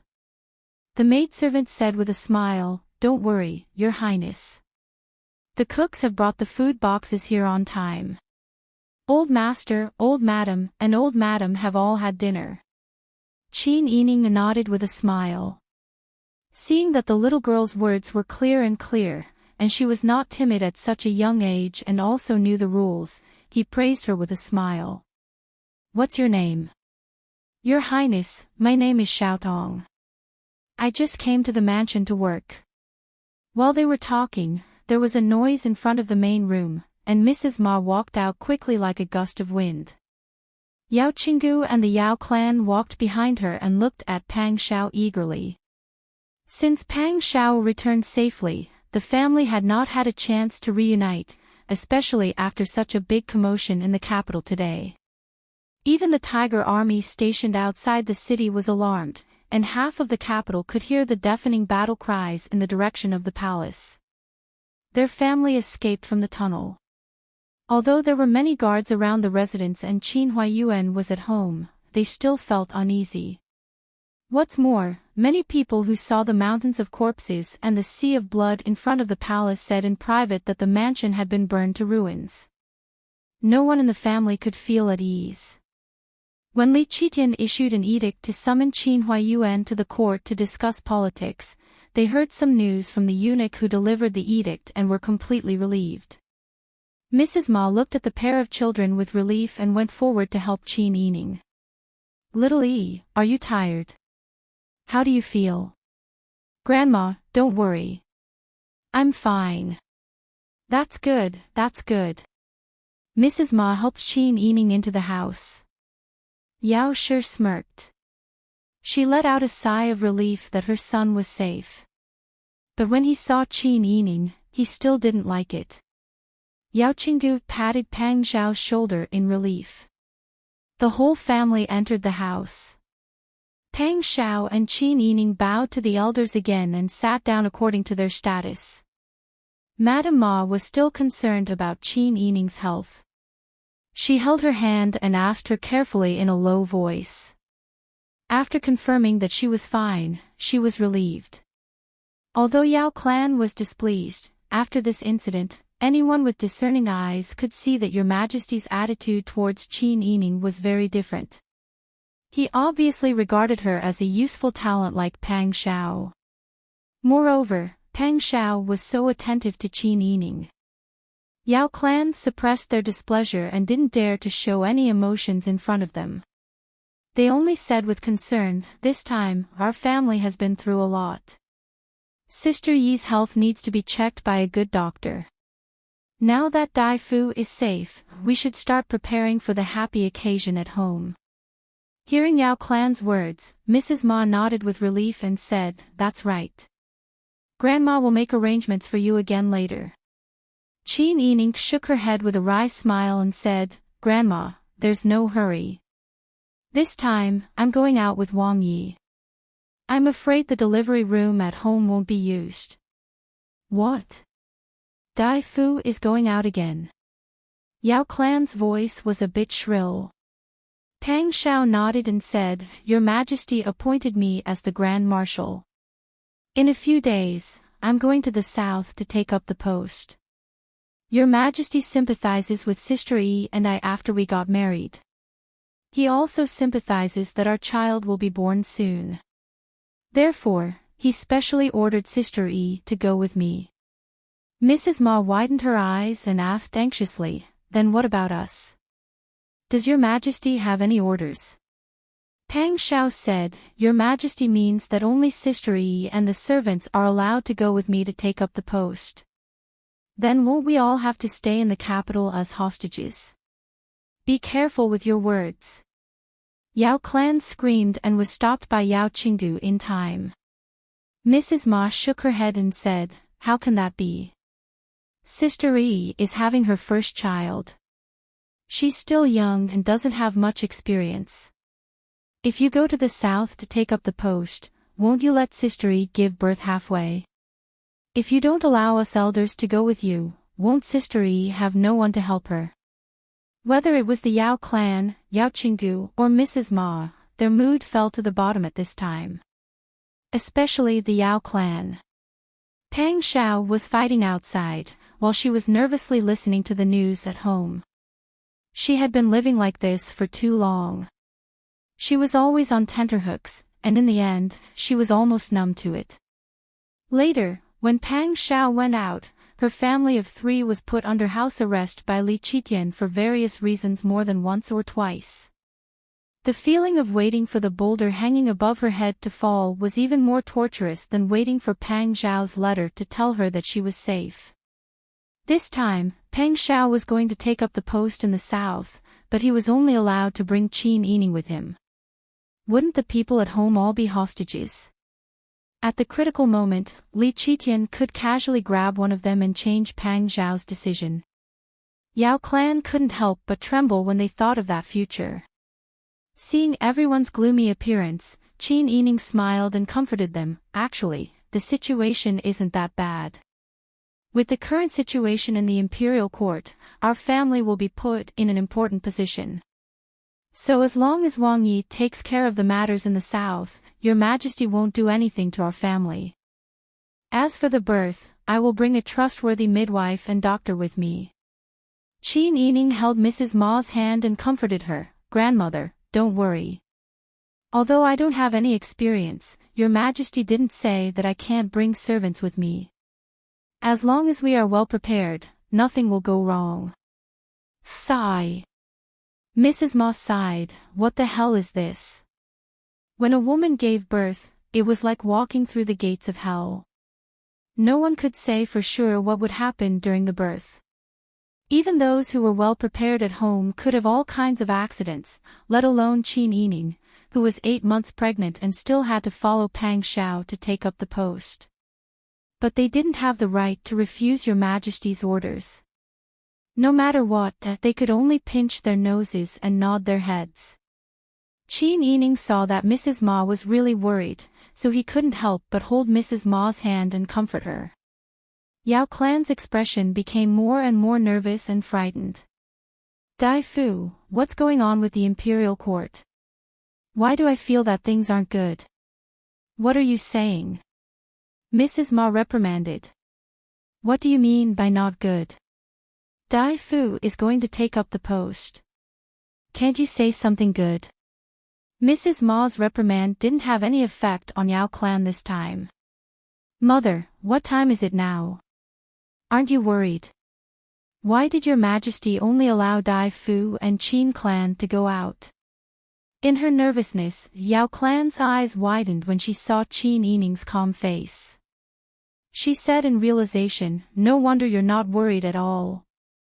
So that's what happened. Do you wish for such a thing to happen so that you can give birth without our eyes? Qin Yining was originally in a good mood to comfort Mrs. Ma, but when he heard Yao clan's words, he was so angry that he couldn't say a word. If she wanted to argue, she had many ways to stop Yao clan. But she was a daughter-in-law after all, and Pang Zhao was sitting right next to her. Pang Zhao's face had already darkened. She got up and helped Qin Yining up. She only said to Mrs. Ma and Yao Qinggu, Grandma, we'll go back and rest first. Mrs. Ma nodded and glared sternly at Yao clan, who was still furious. Then, she smiled at Qin Yining comfortingly and apologetically. Little E, your mother-in-law is a silly person who thinks she's smart. Don't think too much. I'll go see you tomorrow. What she meant was that Qin Yining didn't have to come here to greet her. Qin Yining nodded and said goodbye to the elders. Then, he walked out of the courtyard with Pang Zhao. Mrs. Ma suddenly turned around and glared at Yao clan. She pointed at her and gritted her teeth after a while. You just can't change your ways. From today onwards, go back to your room and reflect on your mistakes with needlework. If you dare to talk nonsense again, I won't acknowledge you as my daughter. Mother. Yao clan felt that Mrs. Ma had really been bought over by Qin Yining. She couldn't think straight anymore. What kind of situation is this? You're still arguing with your daughter about this. We're going to stay as hostages, but why can Qin Yining hide out with us? Look at her again. How carefree is she? The prince's mansion was burned to the ground, and Dai Fu has to go to the south to take up an official post. She's not worried at all. Not to mention anything else, I don't see her worrying about giving birth. It must be because her child is almost full term. Dai Fu is a fool. Even at this time, he's still helping Qin Yining cover up. Mrs. Ma's fists were clenched so tightly that creaking sounds could be heard. She suppressed her anger and listened to what the Yao clan thought. Then, she looked at Yao Qinggu with a sneer. Yao Qinggu once again took out his brass smoking pipe and wanted to fill it with cigarettes for himself. Listen to what the Yao clan said. As a father, Yao Qinggu didn't care at all. What could this mean? It could only mean that Yao Qinggu also thought so. Mrs. Ma shook her head and pointed to the side room in the courtyard. Stop talking nonsense. Get out of here. The Yao clan looked at Yao Qinggu. Father, what did your daughter say wrong? Yao Qinggu took a puff of his cigarette and said, You can go out. Father will discuss this with your mother. Yao Qinggu's attitude made the Yao clan nod and leave, although they felt wronged. Meanwhile, Ms. Ma was completely disappointed.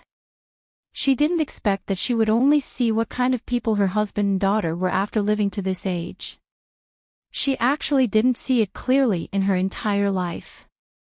Qin Yining and Pang Xiao didn't go to pay respects to old matriarch Qin and directly returned to their own courtyard.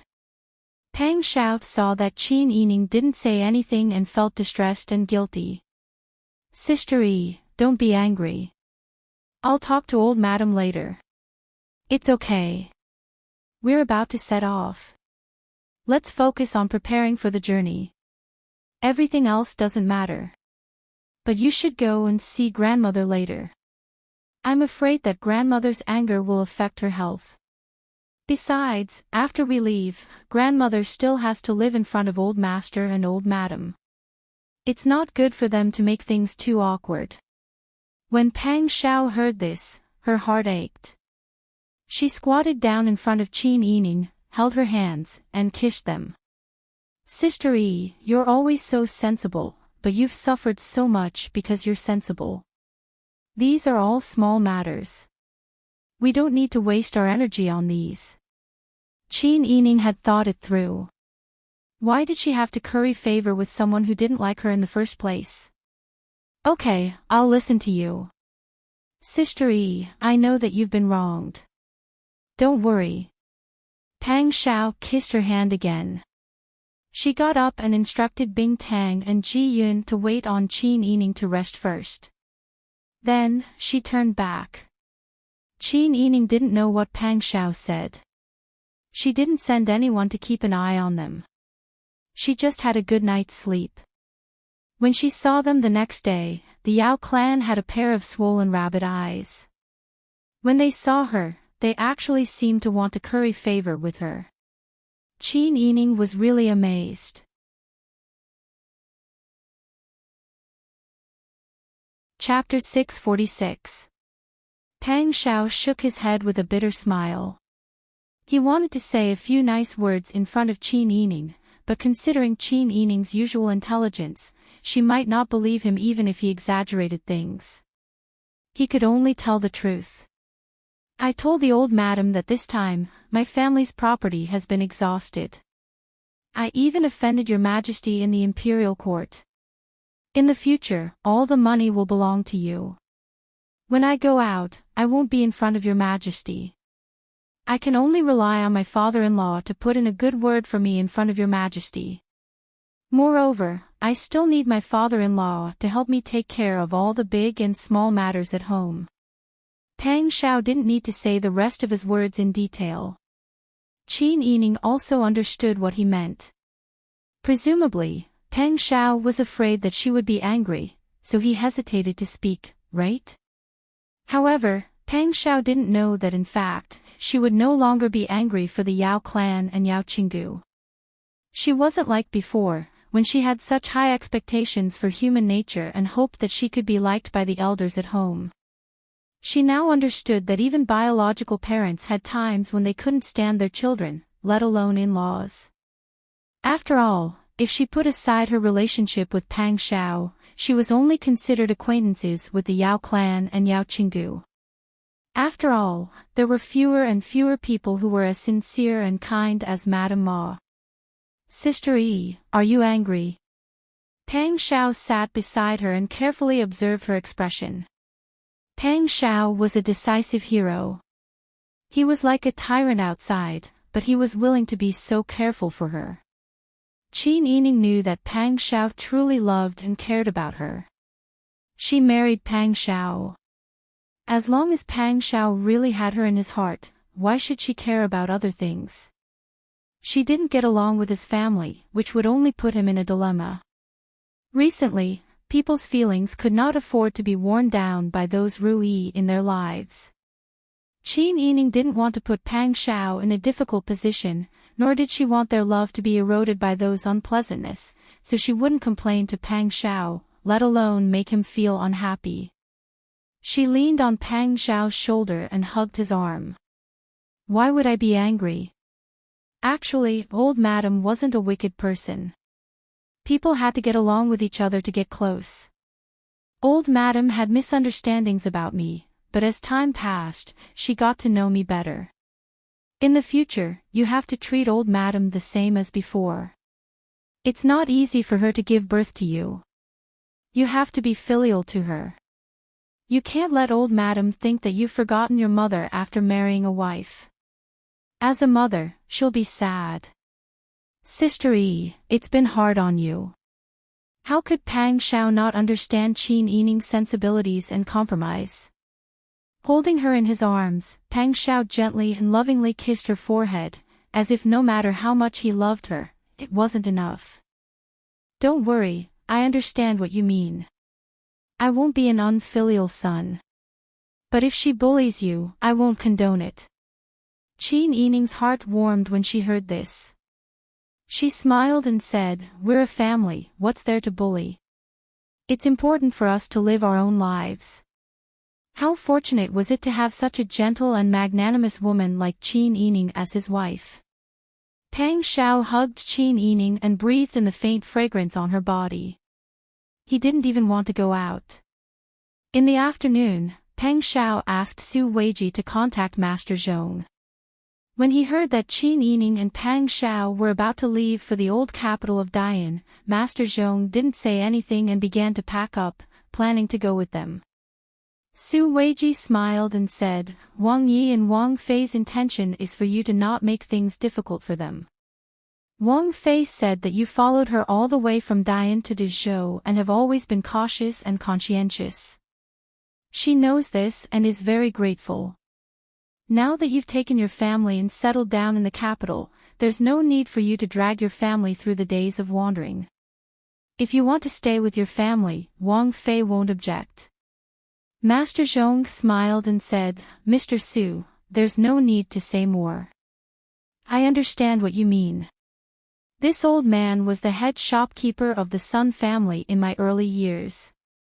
Wang Fei's maternal grandmother gave Zhao Yunxi to Wang Fei, so I've always been by Wang Fei's side. Although I'm not talented, I'm loyal. I understand Wang Fei's good intentions. I will ask my sons what they think. If they don't want to go, then they won't follow me. I must go with Wang Fei. Su Weiji admired Master Zhong, who looked shrewd but was actually a loyal person. He bowed deeply, and Master Zhong hurriedly returned the bow. The two were even more familiar than before. Everyone worked together, and in 2 days, they had prepared all the people and carriages for the trip. Looking at the luggage prepared in the backyard of the residence, the daughter of the Sun clan took Qin Yining's hand and couldn't stop her tears from falling. My poor son, you're about to give birth, but you want to go out. Mother can't go with you. What to do, what to do? Hearing that your majesty had ordered Qin Yining to go with them, to the Sun clan who doted on Qin Yining, it was like a bolt from the blue. She only hated that she didn't have the ability and couldn't go with them. Qin Yining had worked hard to appease the Sun clan. Now she was crying again. Qin Yining felt helpless and looked to Qin Huayuan for help. Qin Huayuan understood and said, Don't worry, Sister Yi has brought enough people with her. Son-in-law will also take care of things on the way. Although we can't leave the capital, we can often write letters. Sister E will be fine. Don't cry. If you keep crying like this, Sister E will also feel sad. The Sun Clan barely stopped her tears and squeezed out a smile to instruct Pang Xiao, when we're outside, we'll rely on you. Sister Yi's child is very heavy, please bear with her, write letters home. I'm waiting for good news. There were many things, big and small, and she instructed her in detail. Pang Xiao nodded and agreed all the time. He didn't question the Sun Clan and constantly comforted her. When he finally appeased the Sun Clan, it was already evening. Qin Huaiyuan said, "It's almost time for the banquet arranged by the Empress Dowager. Quickly go and prepare. Don't miss the time." Pang Xiao was now in the teeth of the storm. If he spoke loudly, he might be impeached for being arrogant. If he was late for the royal banquet, wouldn't he be accused of treason? Pang Xiao nodded and pulled Qin Yining to prepare for entering the palace. Qin Huaiyuan also pulled the Sun Clan to wash up and do their makeup. He didn't forget to instruct, when you enter the palace later, you must not show any reluctance. You must be happy. Otherwise, you will bring disaster to your family. The Sun Clan wiped her tears with her sleeve and nodded solemnly, I know.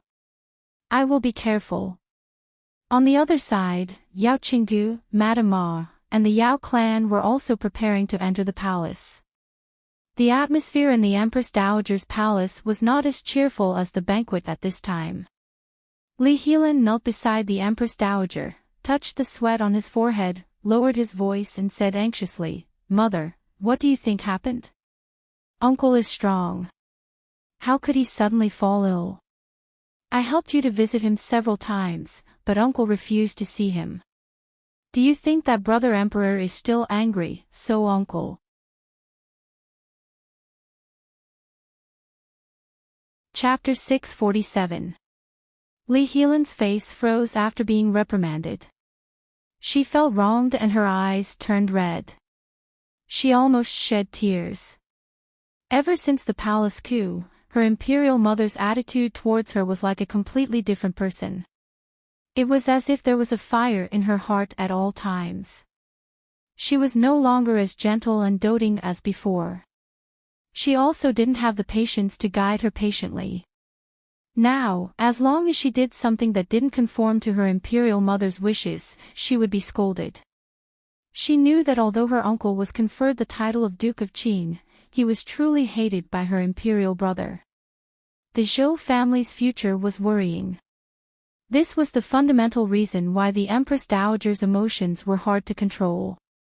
But the Zhou family's incident was caused by her imperial mother and uncle making a mistake in their decision. They mistakenly believed in Prince Li.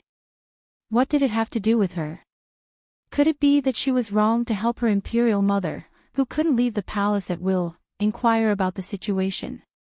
Li Helan's grievance was seen by the Empress Dowager, which made her even angrier. She wasn't a stupid person. How could her daughter be like this? The situation in the court was already so tense. Li Helan still couldn't figure out what could be said and what couldn't be said. The Zhou family was already hated by Li Qitian. If Li Helan's words were heard by Li Qitian, wouldn't it mean that the Zhou family was dissatisfied with the emperor's will? Wouldn't it be the same as adding another crime to the Zhou family? How could she raise such a stupid daughter? The Empress Dowager's mood had been bad recently. Ever since she was imprisoned by Prince Li, she had suffered from heart palpitations and chest tightness. Now that she was a little angry, she felt that her chest was tight and she couldn't breathe. The Empress Dowager gasped for breath and leaned against the large pillow. She patted her chest to calm her breathing.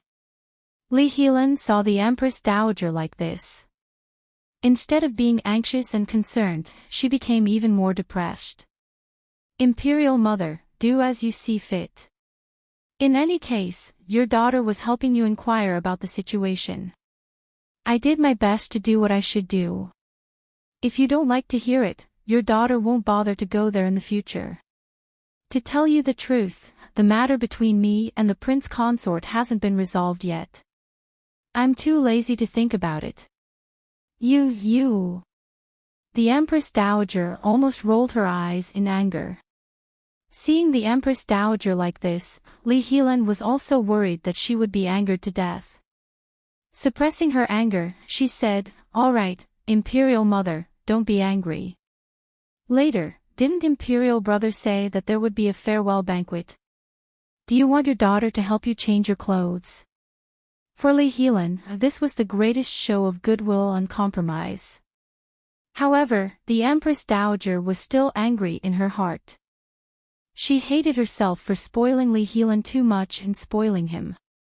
Now, he had become a willful and selfish person who did not know how to judge the situation. At this time, the side hall of CI and palace was already bustling with noise and excitement. The head eunuch who came to prepare by imperial decree led the palace servants to clean up the palace and set up the banquet. Everything was carried out in an orderly manner. By the time the Empress Dowager was supported by Li Helan by the arm to the side hall, everything had already been tidied up and the palace servants had all retreated. The Empress Dowager saw that the hall was spotless. In winter, they even brought in fresh flowers from the greenhouse to decorate the hall.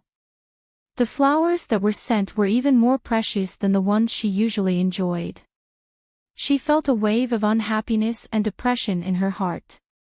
The Empress Dowager felt that after Li Qitian returned this time, he had completely lost his previous closeness and filial piety.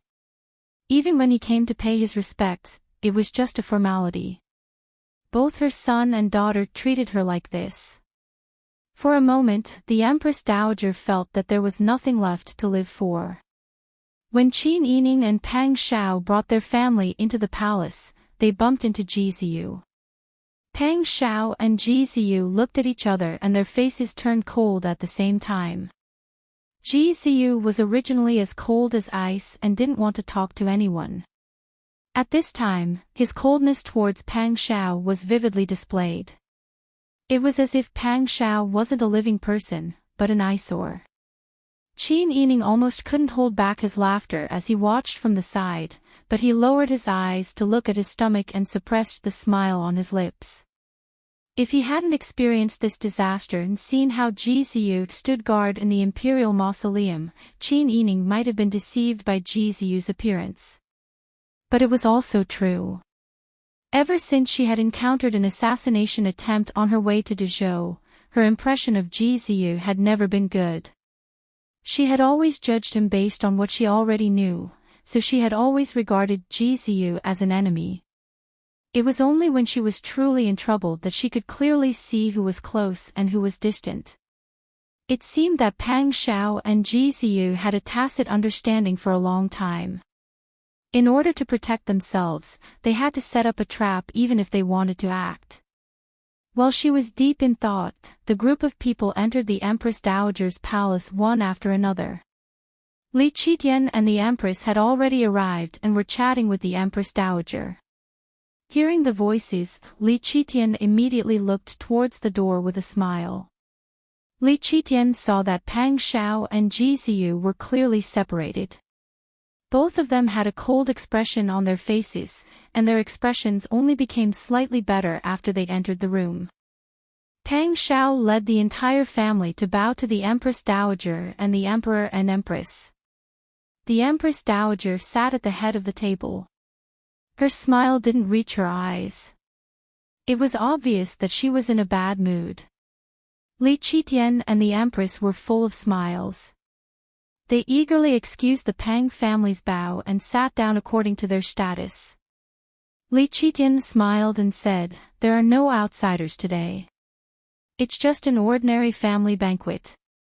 Everyone, please feel free to do as you please." "Thank you, Your Majesty." Everyone responded respectfully. Li Qitian looked at Pang Xiao with a smile and said, "Ji Shi went to the south this time. It was really hard. After experiencing this great disaster, I have also seen through many things." Li Qitian picked up the wine cup and swirled the wine in the cup. He sighed with emotion and said, "In the beginning, it was the three of us who fought for the world. We sat on the throne for 5 years. It almost made me forget the sense of crisis on the battlefield. This time, the three of us have joined forces again. Strange Taoist said that fighting is like fighting brothers. This saying is true. Your Majesty is too serious." Pang Shao smiled and said, "As your Majesty said, we are all brothers. There is no need to say this.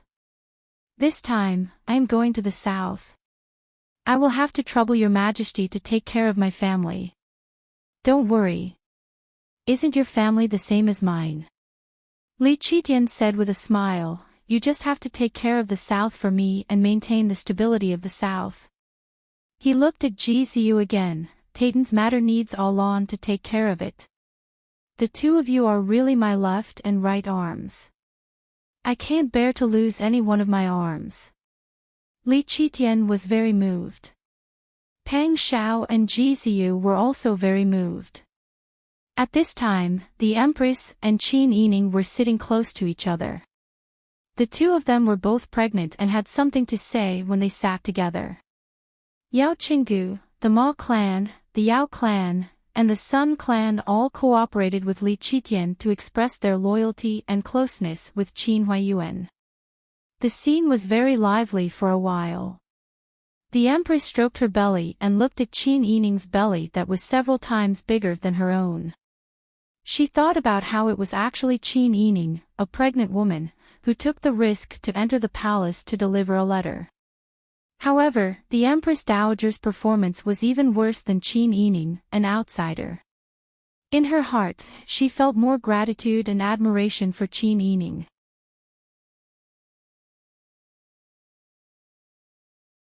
Chapter 648. Many thanks to the Empress. Qin Yining sincerely thanked the Empress.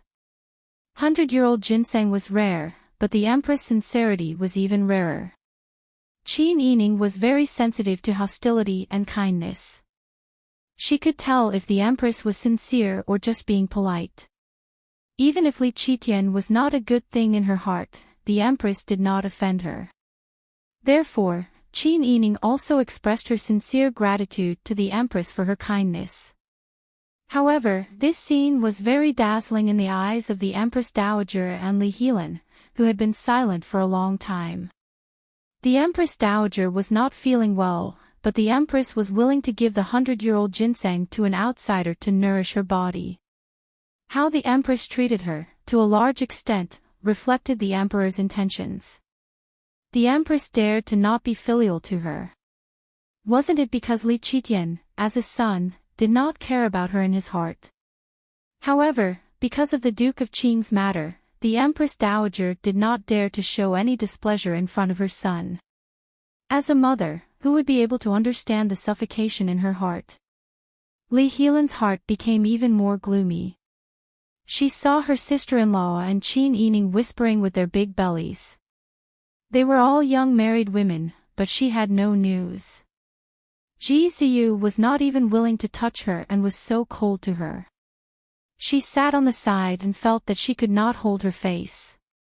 Li Helan could not lower herself to take the initiative to talk to them. She could only lower her head and hold the ivory chopsticks tightly. She viciously glared at Qin Yining's belly from the corner of her eyes. Qin Yining was uncomfortable from the glare. She instinctively covered her belly and turned slightly to the side. She looked back at Li Helan with warning. The Empress also noticed Li Helan's unfriendly gaze and glanced at her warningly. Li Helan sneered, "My sister-in-law and Prince Zhongshuan consort hit it off. Every time they see each other, they have endless things to talk about." The jealousy in her tone almost filled the air. Qin Yining was too lazy to pay attention to Li Helan, but he began to be on guard. Li Helan was arrogant by nature. Her behavior could no longer be judged by a normal person's behavior. If she suddenly attacked someone, wouldn't she be at a disadvantage? The Empress turned around and continued to hold Qin Yining's hand while talking to her, completely ignoring Li Helan. Li Helan's face instantly turned purple, and his voice couldn't help but become sharp. Imperial sister-in-law, what is the meaning of this? Li Helan was so angry that he completely forgot what kind of situation he was in. Li Qitian, who was having a friendly conversation with the family Qin, Pang Xiao's family, and Ji Xiu, was interrupted by the sudden voice. He looked over with displeasure. The Empress Dowager's face was ashen. In the past, Li Qitian had tactfully told her that Li Helan was too spoiled and hoped that the Empress Dowager could discipline her.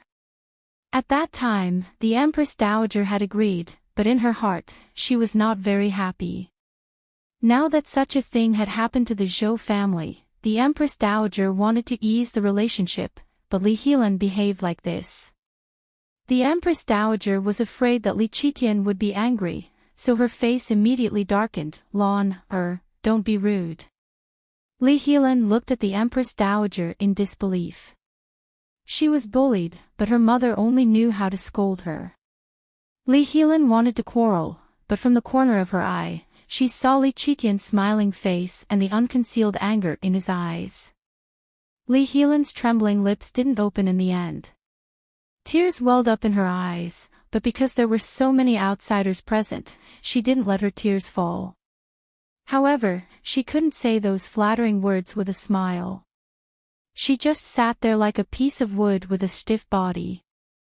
Li Qitian withdrew his glare at Li Helan.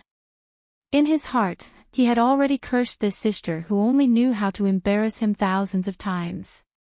In the past, he had been too indulgent with her. Look at how spoiled she was. No one present was stupid. It was not fun for an imperial princess to do things in public, so everyone just pretended not to see. However, the atmosphere of the banquet was ruined in the end. Li Qitian was an emperor who knew when to yield and when to stand tall. At this time, he could still maintain an uneasy expression. Even if the anger and irritation in his heart were boiling like magma, he could still smile appropriately. Pang Xiao and Qin Huayuan took their families and left. Li Qitian specially instructed Ji Xiu, I won't personally send them off. Lan is my brother-in-law, so he will send them off on my behalf. Qin Yining's heart trembled. In the past, when she suspected Ji Xiu, she didn't think so. But now, she was worried that Li Qitian might have seen through something. Pang Xiao and Ji Xiu were destined to be in the south and north. If the commanders of the north and south united against your majesty would not want to see this happen. Qin Yining's worries were not groundless. After going through all kinds of hardships, Li Qitian's suspicions had increased exponentially. Perhaps he would make many connections even if others looked at him. Moreover, how could the person who cared the most about power be at ease with losing his military power? Pang Xiao smiled gratefully and said respectfully, this subject appreciates your majesty's good intentions. But Prince Consort Ji, do you have other matters to attend to? He pointed at Li Helan behind Ji Xiu. Ji Xiu's brows were tightly knitted. He coldly glanced at Pang Xiao, as if he had seen something dirty. You dare to question your majesty's decree? Pang Xiao laughed, you just like to let your imagination run wild. Your majesty is magnanimous. He hasn't even said anything yet. Your majesty is magnanimous, yet you dare to question him. Ji Xiu's tone was still cold. Pang Xiao's smile faded, and he said in a low voice, Ji Lan, don't make trouble out of nothing and slander others. Heaven and earth can bear witness to my loyalty to your majesty. Don't look for an opportunity to provoke me. Are you worthy of my provocation? You. Both of them were tall and handsome figures. At this moment, one of them was wearing a black cloak, while the other was wearing a silver cloak. Both of them had cold expressions on their faces as if they were going to fight if Li Qitian wasn't here. Although Li Qitian was suspicious of the situation, he felt much better when he saw that Pang Xiao and Ji Xiu were still at odds with each other. He smiled and tried to smooth things over. All right, All right. We're all brothers of the same family. Why are you acting like a black-eyed chicken? You're already so old. Aren't you afraid of being laughed at by others? Pang Xiao seemed to be angry. He took a deep breath before cupping his hands and bowing. Your Majesty is right. This subject won't do it again. Ji Ziyu followed suit and bowed. Your Majesty, please calm down. What should we say about you guys? Li Qitian suppressed the joy in his heart and smiled. All right, go now. We'll wait for your good news in the capital. The last sentence was said solemnly while holding Pang Xiao's hand. Pang Xiao didn't dare to be arrogant and hurriedly bowed. After he bowed, everyone else followed suit and knelt down.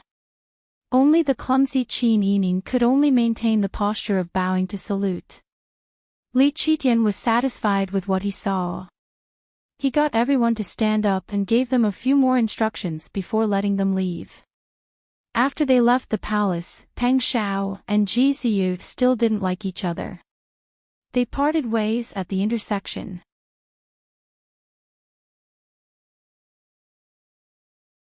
Chapter 649. Qin Yining had always been alert. Now that she was pregnant, she was a light sleeper. She opened her eyes almost as soon as there was movement from the back window. Pang Xiao woke up earlier and reacted faster than her. He had already jumped up, and the short sword hidden under his pillow was already in his hand. He didn't dare to act rashly, afraid that he would fall into the trap of luring the tiger away from the mountain. He only stood in a defensive stance and guarded Qin Yining cautiously. Qin Yining was about to call for someone, but Pang Xiao perked up his ears to listen carefully while covering Qin Yining's mouth. Qin Yining's long eyelashes fluttered, and she looked up at him strangely. Pang Xiao relaxed his tense muscles and put away the short sword. He chuckled softly in her ear. It's all on. Perhaps he has something to say to me. You rest first. I'll go to the back and say a few words to him. Qin Yining breathed a sigh of relief and whispered back, okay. It's cold at night. You should wear more. She then got up to help Pang Xiao find a robe to wear. Pang Xiao helped her lie down. Don't get up. I'll find something to wear myself. You're finally sleepy. Go and rest. Pang Xiao covered Qin Yining with a brocade quilt and leaned over to kiss her forehead. He then found a robe and put it on casually. He put on a pair of soft-soled cotton boots and walked around the screen to the clean room behind. As soon as he lifted the curtain, he saw Ji Ziyu's tall and slender figure standing in front of the window with his hands behind his back. Alon, you're here. Ji Ziyu turned around. The moonlight outlined his handsome face, and there was a faint smile on his lips. Did I disturb your rest?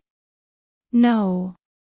I guessed that you would come, so I didn't sleep well.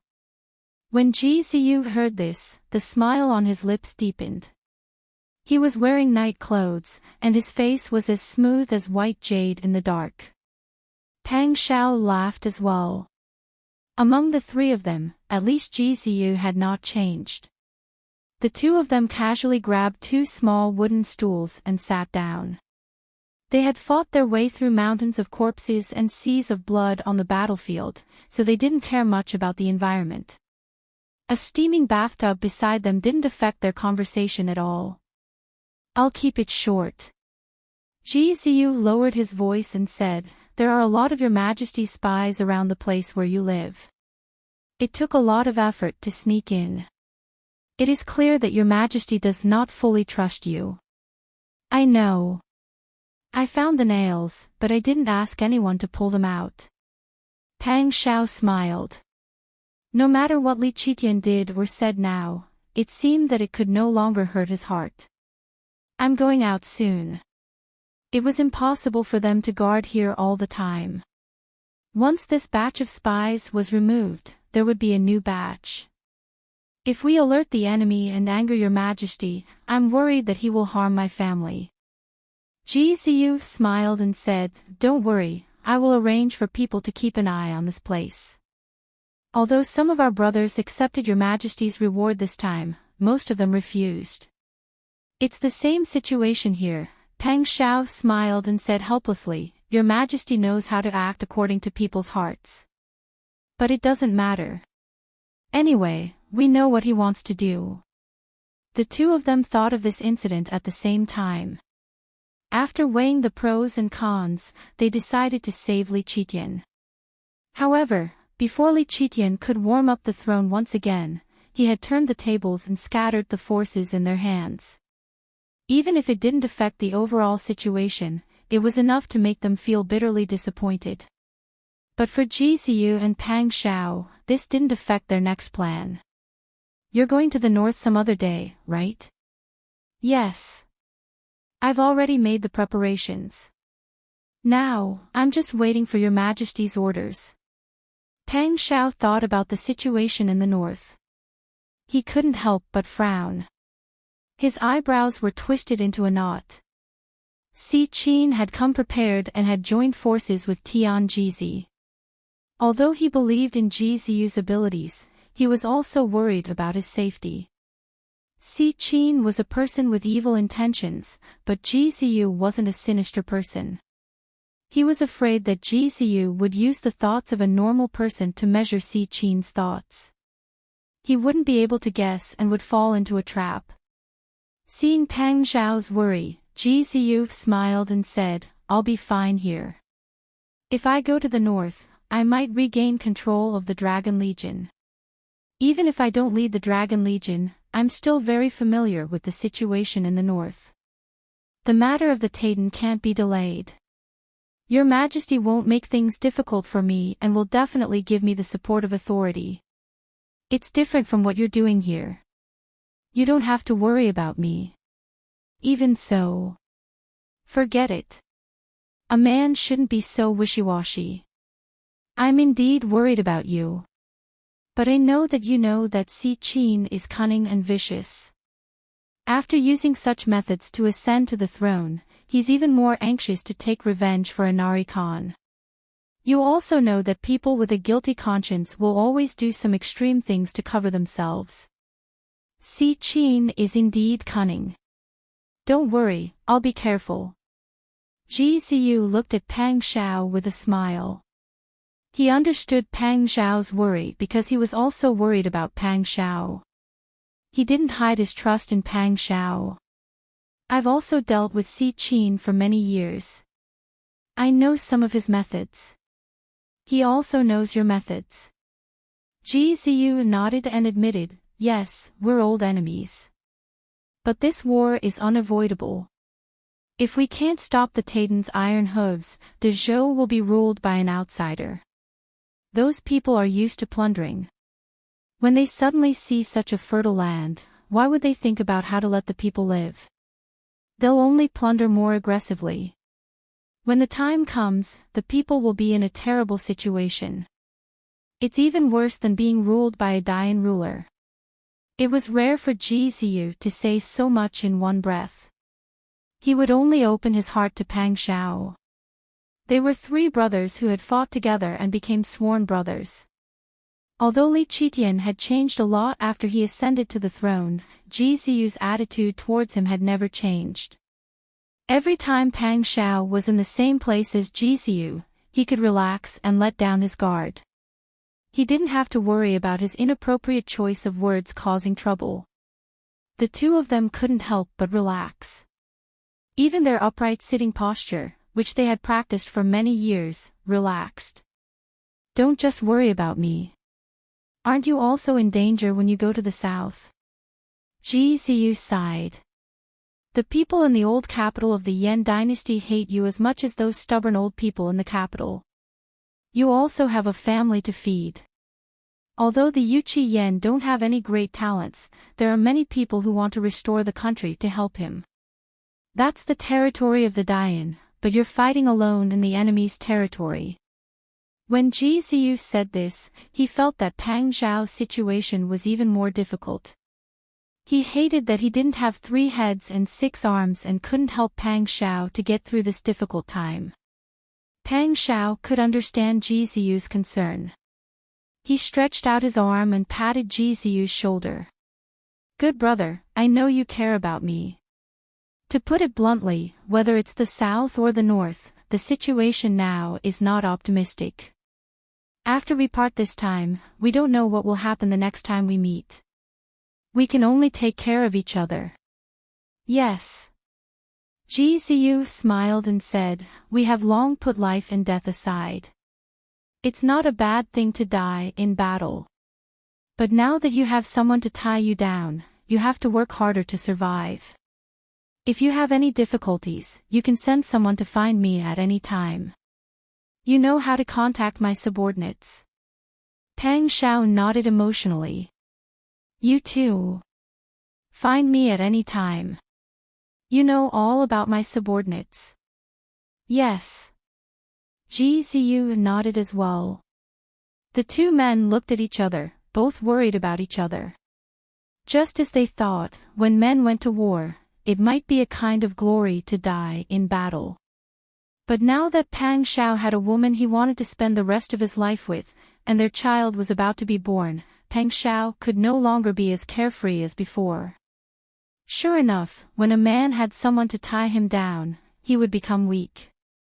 But to Pang Xiao, this kind of weakness was as sweet as syrup. The 2 men discussed the situation in the north and south in low voices. Pang Xiao told Ji Ziyu about the crisis he could think of and how to deal with it. Ji Ziyu also told Pang Xiao in detail about the situation in the south. When the 2 men discussed the rise of the war, they almost couldn't control the volume of their voices. They were only able to suppress it because they were afraid that they would alert the spies outside. The 2 men finished exchanging information. Seeing that it was getting late, Ji Ziyu got up to leave. Pang Xiao stood by the window and watched Ji Ziyu's figure disappear into the night. After a long time, he composed himself and sighed softly as he returned to his bedroom. In fact, he and Ji Ziyu had deliberately avoided the heavy and suffocating topic. Neither of them could guarantee that they would have a chance to meet again alive. But as a general, they were helpless. Who asked them to be born in troubled times? Pang Xiao tiptoed back to his bedroom. He was afraid that the cold air on his body would alarm Qin Yining, so he stood at the door for a long time. When he was sure that he wasn't cold anymore, he tiptoed back to the bed. His and Ji Ziyu's low voices didn't disturb Qin Yining at all. Looking down at Qin Yining's sweet and obedient sleeping face, Pang Xiao's heart was already surrounded by warm and soft honey. He moved gently and quietly lay down next to her. Because he knew that she was in front of him, he didn't get too close and looked at her from a distance. No matter how agitated he was, as long as he stayed by Qin Yining's side, Pang Xiao could quickly adjust his mood. Even if it was to protect Qin Yining and their child, he could only succeed in this trip to the south. He couldn't afford to fail. Pang Xiao and Qin Yining's troops set out the next day. Qin Yining sat in the carriage. He didn't dare to look directly at the tearful Sun Clan and Ma Shi. He only smiled at Qin Huayuan and nodded at Chao Yuqing, who wasn't far away from Qin Huayuan. Then, he closed the warm curtains. When the troops left the city gates, even the heavens seemed to feel the sadness of parting. Snow began to fall. Pang Xiao sat upright on his horse. He handed over his travel permit at the city gates and slowly led the troops out of the capital. Lu Heng, who was wearing a gray rat cloak, stood at the city gates. Half of his face was hidden under his hood. He expressionlessly watched Qin Yining's carriage slowly leave before he turned around. "Master, it's cold. Please take care of yourself." The attendant politely held up an oil paper umbrella to block the snow.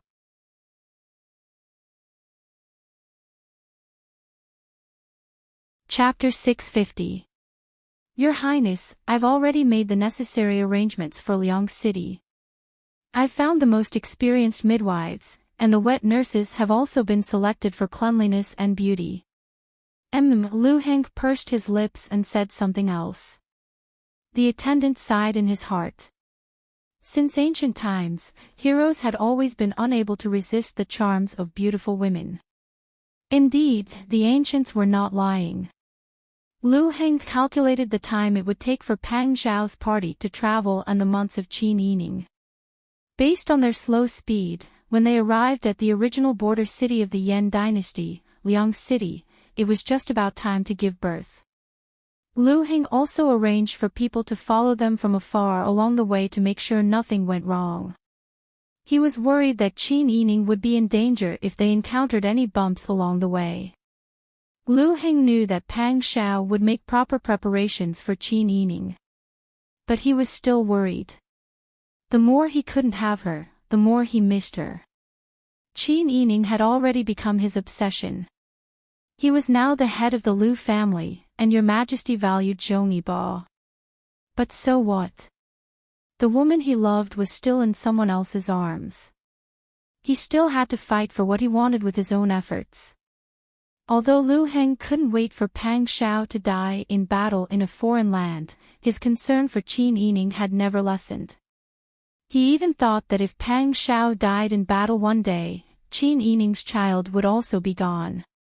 She wouldn't have anything to worry about. Would his chances be higher? But no matter what, he didn't want to joke about Qin Yining's safety. Lu Heng held his breath. Every time he recalled the scene of his grandfather's death, his heart felt like it was being cut by a knife. In order to have a chance to stand by her side, he had already disregarded his grandfather's and his family's wishes. Now that he was involved in court matters, it would be difficult for him to get away. But he didn't regret it. In life, one had to strive for what they wanted. Regardless of whether he could get it or not, at least he had no regrets in his heart. The light snow that fluttered like catkins became denser and denser. The attendants extended their oil paper umbrellas, fearing that Lu Heng would catch a cold if his hair and clothes got wet.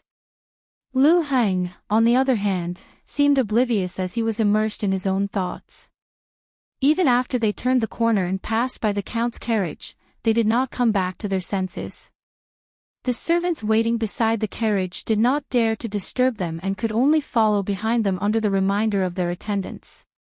Just as the attendant was about to ask Lu Heng suddenly asked, "Where's the carriage?" Replying to the Earl, "The carriage is always ready."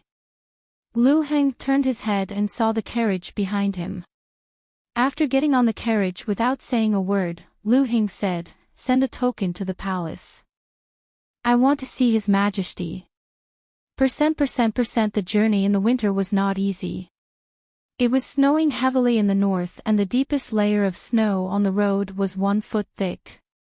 When the carriage wheels rolled over the snow, it made crunching sounds. It was especially difficult to travel. At this time, there was no need for Pang Zhao to deliberately slow down. The carriage also could not speed up. Fortunately, Pang Zhao had made ample preparations before leaving, so they did not suffer much along the way. Even so, Pang Zhao still felt distressed for Qin Yining. Every time he saw Qin Yining not being able to sleep or eat well and lying weakly in the slightly bumpy carriage, he would lift the heavy curtains to look outside in this narrow space.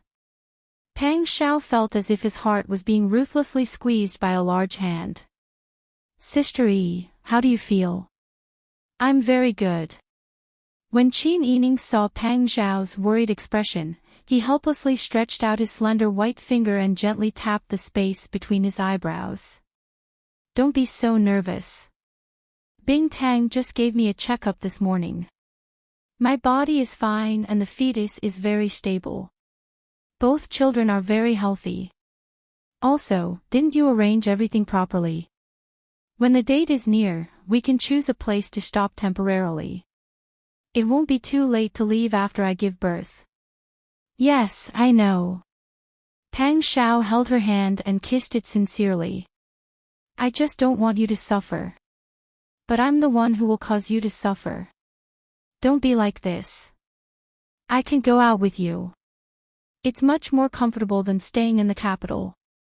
At least I don't have to worry about your situation every day and stretch my neck to wait for a letter from home. I don't have to pretend to be strong and steady the family when something happens. Qin Yining leaned on Pang Xiao's shoulder and said in a very soft voice, I can put down all my defenses and pretenses when I'm by your side. Even if I'm weak, you'll be there to help me. Pang Xiao's heart was already in a mess. He felt as if he was soaking in a hot spring. Such a good woman was his wife. He only felt extremely lucky. This woman belonged to him after all. The group traveled in the snow. Fortunately, the further south they went, the less snow there was. However, the weather became more and more humid and cold. Fortunately, they were well prepared and did not lack money. Other than the fact that the journey was a little slower, there were no delays. After traveling for more than a month, the new year was approaching. The group finally arrived at Liang City. At this time, she was almost full term. Bing Tang stayed by Qin Yining's side all day to observe her symptoms. When the group rented a house in Liang City and settled down, Bing Tang secretly sighed in relief.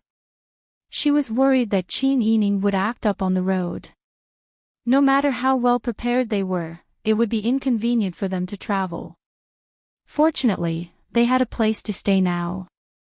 After getting out of the car, Bing Tang brought along the midwives and experienced nannies to prepare a delivery room in case of emergency.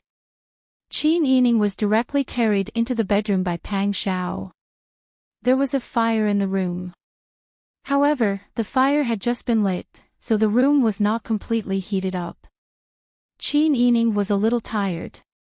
As she neared her due date, the various changes and discomforts made her very worried. However, she did not want Pang Xiao to worry and feel guilty. Most of the time, she would not show it. Now that they finally arrived at Liang City and settled down, Qin Yining also sighed in relief. Even her mood was much more relaxed. We're lucky. I thought we were going to stay at an inn. Qin Yining smiled. Seeing her smile, Pang Xiao could not help but smile as well. That's what I thought at first. We were going to rent a courtyard at an inn. However, when I asked Huzi to scout the area, he found this house first and happened to be renting it out. Although the house is not big, it is enough to accommodate all of us. Moreover, everything in the house is ready-made. We can move in as soon as we arrive.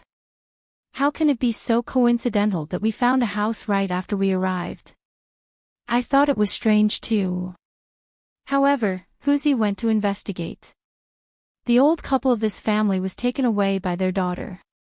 The house was empty, so they rented it out. Don't worry, it's very safe here. Pang Xiao squatted beside Qin Yining's bed and asked worriedly, how do you feel? I think you don't look too good. I'm fine. Qin Yining smiled. I'm just a little tired. I want to sleep for a while. Okay, go to sleep. I'll stay here to watch over you. Pang Xiao covered Qin Yining with a blanket. Then, he lay down beside her and propped his head up. He stared at her sleeping face without blinking. However, Qin Yining did not sleep well. She had a dream. In the dream, she was in a completely unfamiliar room.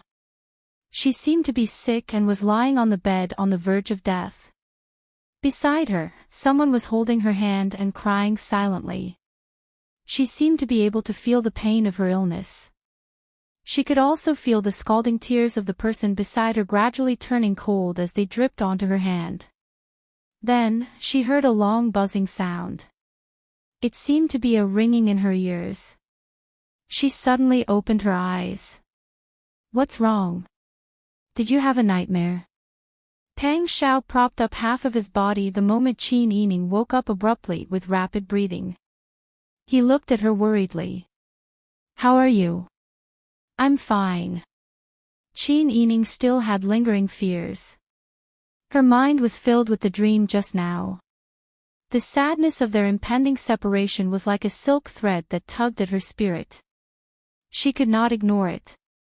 What was with the inexplicable sadness and regret in her heart? Sister E. Are you not feeling well? If you don't feel well, don't hold it in. You have to tell me at any time. Pang Xiao turned around and gestured. Ji Yun immediately ran to the delivery room to look for Bing Tang. Qin Yining's thoughts were pulled back by Pang Xiao's voice. Only then did she regain some of her emotions. She smiled and said, "I'm fine." However, as soon as she finished speaking, Qin Yining felt a throbbing pain in her stomach as if to refute her. It was so painful that her expression suddenly changed. "What's wrong?" Pang Xiao could not help but raise his voice.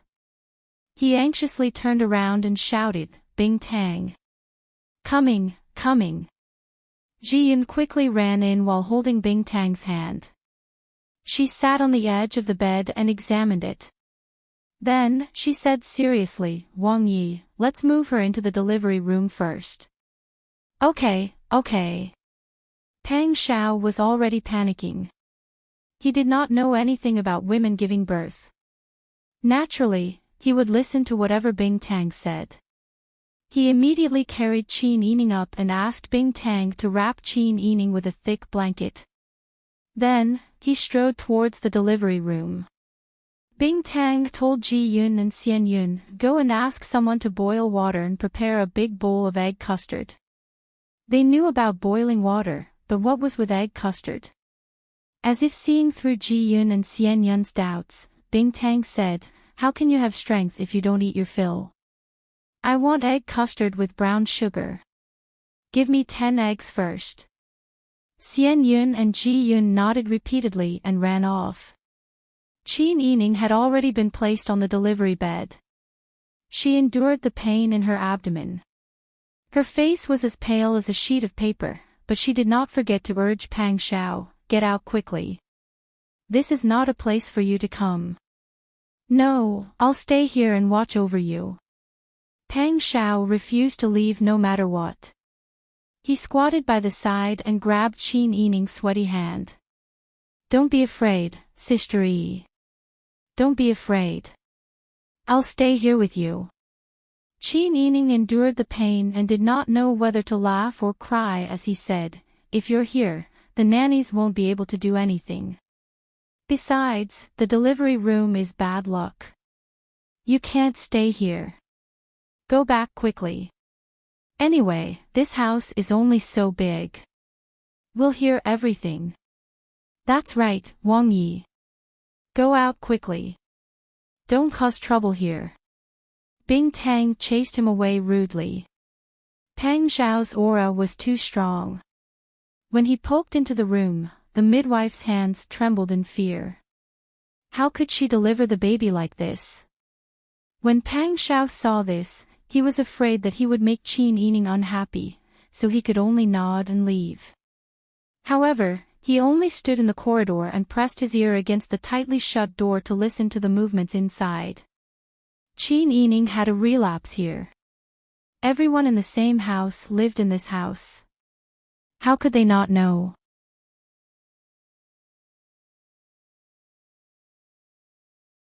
Chapter 651. Pang Xiao's mind was buzzing. Back when he was fighting on the battlefield, he didn't even frown when he was cut by a knife, but now, he was nervous and afraid. Before he left, his grandmother specially called him aside to talk to him alone.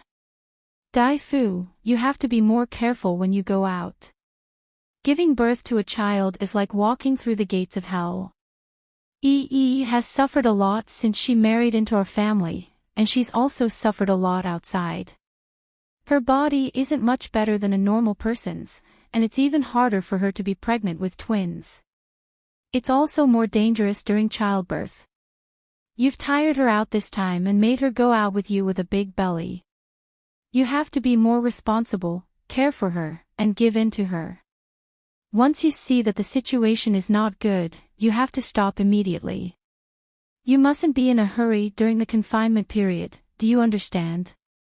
Don't make a promise to me and then forget about your wife later on.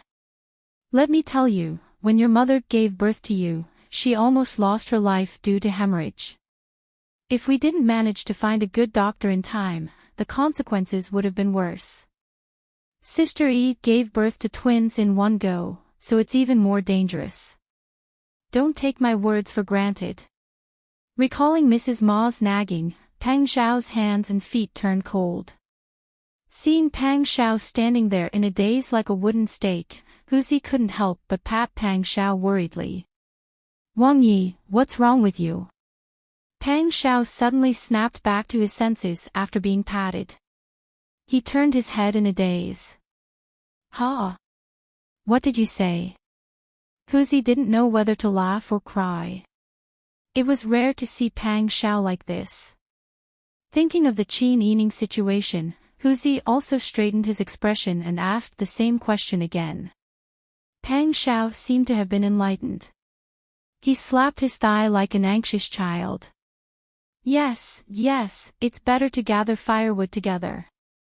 Go and get the best midwives in Liang City. It's better to have more people around so that they can refer to each other. At the same time, see which way the medicine shop door is open, in case we don't have enough medicine. Wang Yi is right. I'll tell them to go now.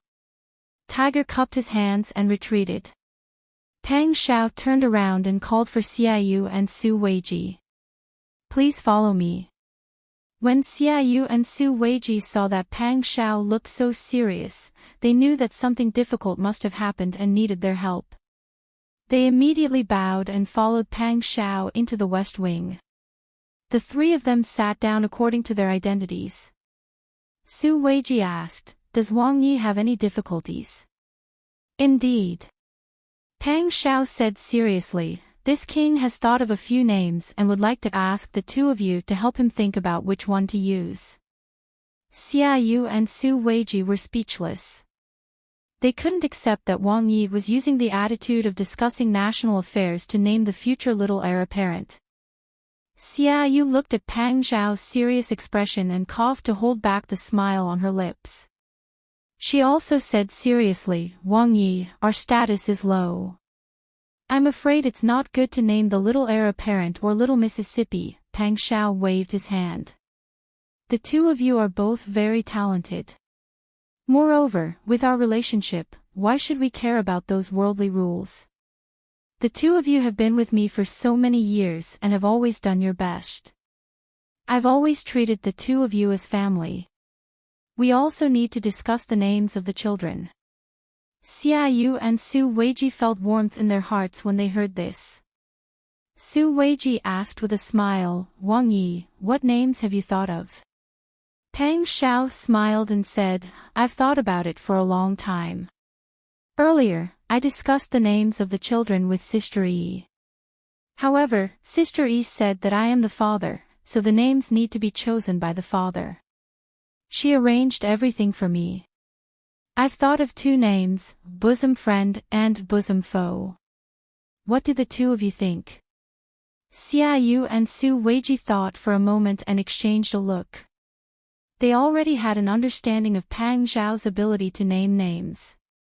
These two words come from the Art of War chapter of Sun Tzu's Art of War.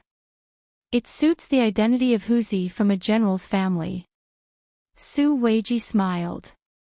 "However, what if the princess consort gives birth to two daughters?" I've thought about it. It's not impossible to name the girls Bosom Friend and Bosom Foe." Xiaoyu's mouth twitched. She didn't know how the princess consort's Yao clan would feel if they knew that their daughters' names were Bosom Friend and Bosom Foe.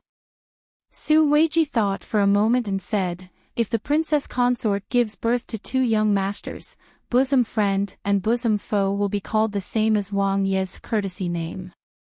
Moreover, when Wang Yi started the rebellion, he had the identity of General Pang. Shouldn't we consider what the Pang family's generation should be?" Pang Xiao frowned. Even though he didn't have any feelings for the Pang family, he had to admit that Su Weiji's words made sense. I heard my mother say that the Pang family's generation should be called Ru regardless of gender. That's it. Su Weiji smiled and said, why don't we use two characters after the word Ru? It can be used regardless of whether the princess consort gives birth to twins or fraternal twins. Isn't this killing two birds with one stone? Pang Xiao suddenly understood and said with a smile, the two of you are so thoughtful. Pang Xiao stood up and paced a few steps. He smiled and said, what do you think of the two characters Xiao and Han? Ru Xiao, Ru Han. Good, good. These two characters have the meaning of light.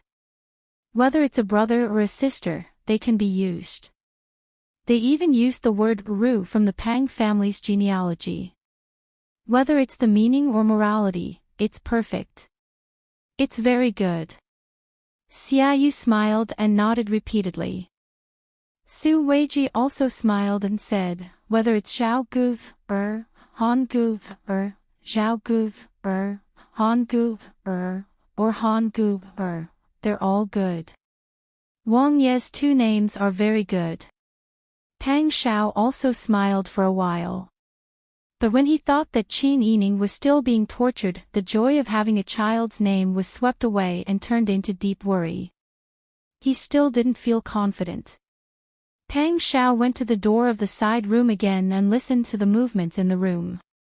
Several times, he wanted to lift the curtain and enter the room, but he was stopped by Bing Tang. Seeing that night had fallen, Huzi hurried over with the local doctor and midwife. Wang Yi, we've invited the most famous midwife and doctor in Liang City. With the people we've brought, Wang Fei will definitely be safe. You don't have to worry. Pang Xiao didn't care about anything else and nodded anxiously. Standing there, he could only hear the sounds in the room. In between, there were some groans of Qin Yining enduring the pain and the comforting sounds of Bing Tang. The flow of time seemed to have become exceptionally slow at this time. Pang Xiao was so anxious that he couldn't stand or sit. He was so worried that his body and mind were exhausted. He almost rushed into the delivery room to check on the situation. Only a few hours had passed. In the middle of the night, when everyone was at their most sleepy, the pain of Qin Yining's labor became intense. The doctor that had been invited took the pulse through the gauze curtain. Bing Tang examined carefully and then discussed with the doctor to use a decoction to induce labor. In less than 15 minutes, there was movement. Pang Xiao had just gone to the side room to take a sip of hot tea when he heard someone report that there was movement in Wang Fei's room. He couldn't care about anything else. He grabbed a large cloak and rushed out. Waves of stifled groans came from the delivery room. Compared to those people who screamed in pain, Qin Yining's pain made Pang Xiao's heart ache more. The curtain lifted and a wave of hot air mixed with the thick smell of blood came out. A mama came out with a basin of bloody water. She went to pour it out like the wind. Another mama boiled hot water and brought it in. Pang Xiao saw the large basin of bloody water and was completely panicking. What to do? What should he do? Wang Yi, don't panic. Go rest for a while. There will be good news in a while. Huzi couldn't pay attention to the movements in the delivery room. He turned to the side and didn't want to see the mama coming in and out. He also didn't want to hear what was going on inside. He only urged Pang Xiao to rest. Pang Xiao shook his head and stood silently in place. The noise in the room became louder. The mama who came out with the basin of blood became more frequent. Pang Xiao's face became uglier. It's been 4 hours. Why hasn't the baby come out yet? How much blood can be lost like this? Pang Xiao's face was as pale as a ghost. He grabbed a mama who was bringing hot water in. What's going on inside? The mama was shocked and almost threw the brass kettle away. It was not good to talk about it in front of a man. She only said, nothing, nothing. Then what's going on? How is Wang Fei now? Why is there so much blood? How could the mama answer this? Wang Yi, I don't know. Why don't I let the doctor tell you? The mama rushed into the room as if she was running away. Not long after, Peng Xiao heard Bing Tang's voice through the curtain. Wang Fei is fine. Wang Yi, don't make trouble here. He didn't come out to explain and was extremely impatient. Peng Xiao wasn't angry at all. He was half relieved. He knew Bing Tang's medical skills. He also trusted Bing Tang's character. If Bing Tang said it was fine, then it should be fine, right? Peng Xiao was relieved for the time being, but he still refused to leave the door of the delivery room. He stood in the cold and wet courtyard, almost turning into a statue. Huzi couldn't stand it anymore. He had no choice but to make a charcoal brazier and put it next to Peng Xiao. He also brought over a chair with a thick cushion for Peng Xiao to sit on. He also gave Peng Xiao a heater with a suitable temperature. Peng Xiao was usually too lazy to use these garrulous things. At this time, he was wholeheartedly concerned about the safety of his wife and child. He didn't care about these things at all. When Huzi handed it over, he took it. After waiting for another 2 hours, the room became noisier. During this time, it was mixed with the midwife's encouragement and Qin Yining's uncontrollable cries of pain. Not long after, there was a loud cry. Peng Xiao stood up. The heater in his hand fell to the ground. The charcoal inside spilled all over the floor. Hearing the baby's cries, Xiaoyu, Su Weiji, and the others who were waiting in the side room all rushed out at the same time. They looked expectantly in the direction of the side room. Amama's hands were still stained with blood. She lifted the curtain and came out. She bowed with a smile so sharp that her eyes couldn't be seen. Congratulations, Wang Yi. It's a healthy brother. He weighs 5 3/4 and is very beautiful. There's also a small cinnabar mole between his eyebrows. It's too cold outside. I was afraid that the brother couldn't stand it, so I didn't bring him out. Wang Yi will know when he sees him later. Peng Xiao was stunned at this time. He could only grin and nod. This king knows. How is the princess consort? How did she? Before he finished speaking, another cry came from the room. This cry was even more powerful than the previous one. Not long after, another mama rushed out. Wang Yi, congratulations. Second young master Peng Xiao is 6 1/4. Mother and child are safe. Peng Xiao's hand, which was tightly gripping his sleeve, suddenly relaxed. He let out a long breath.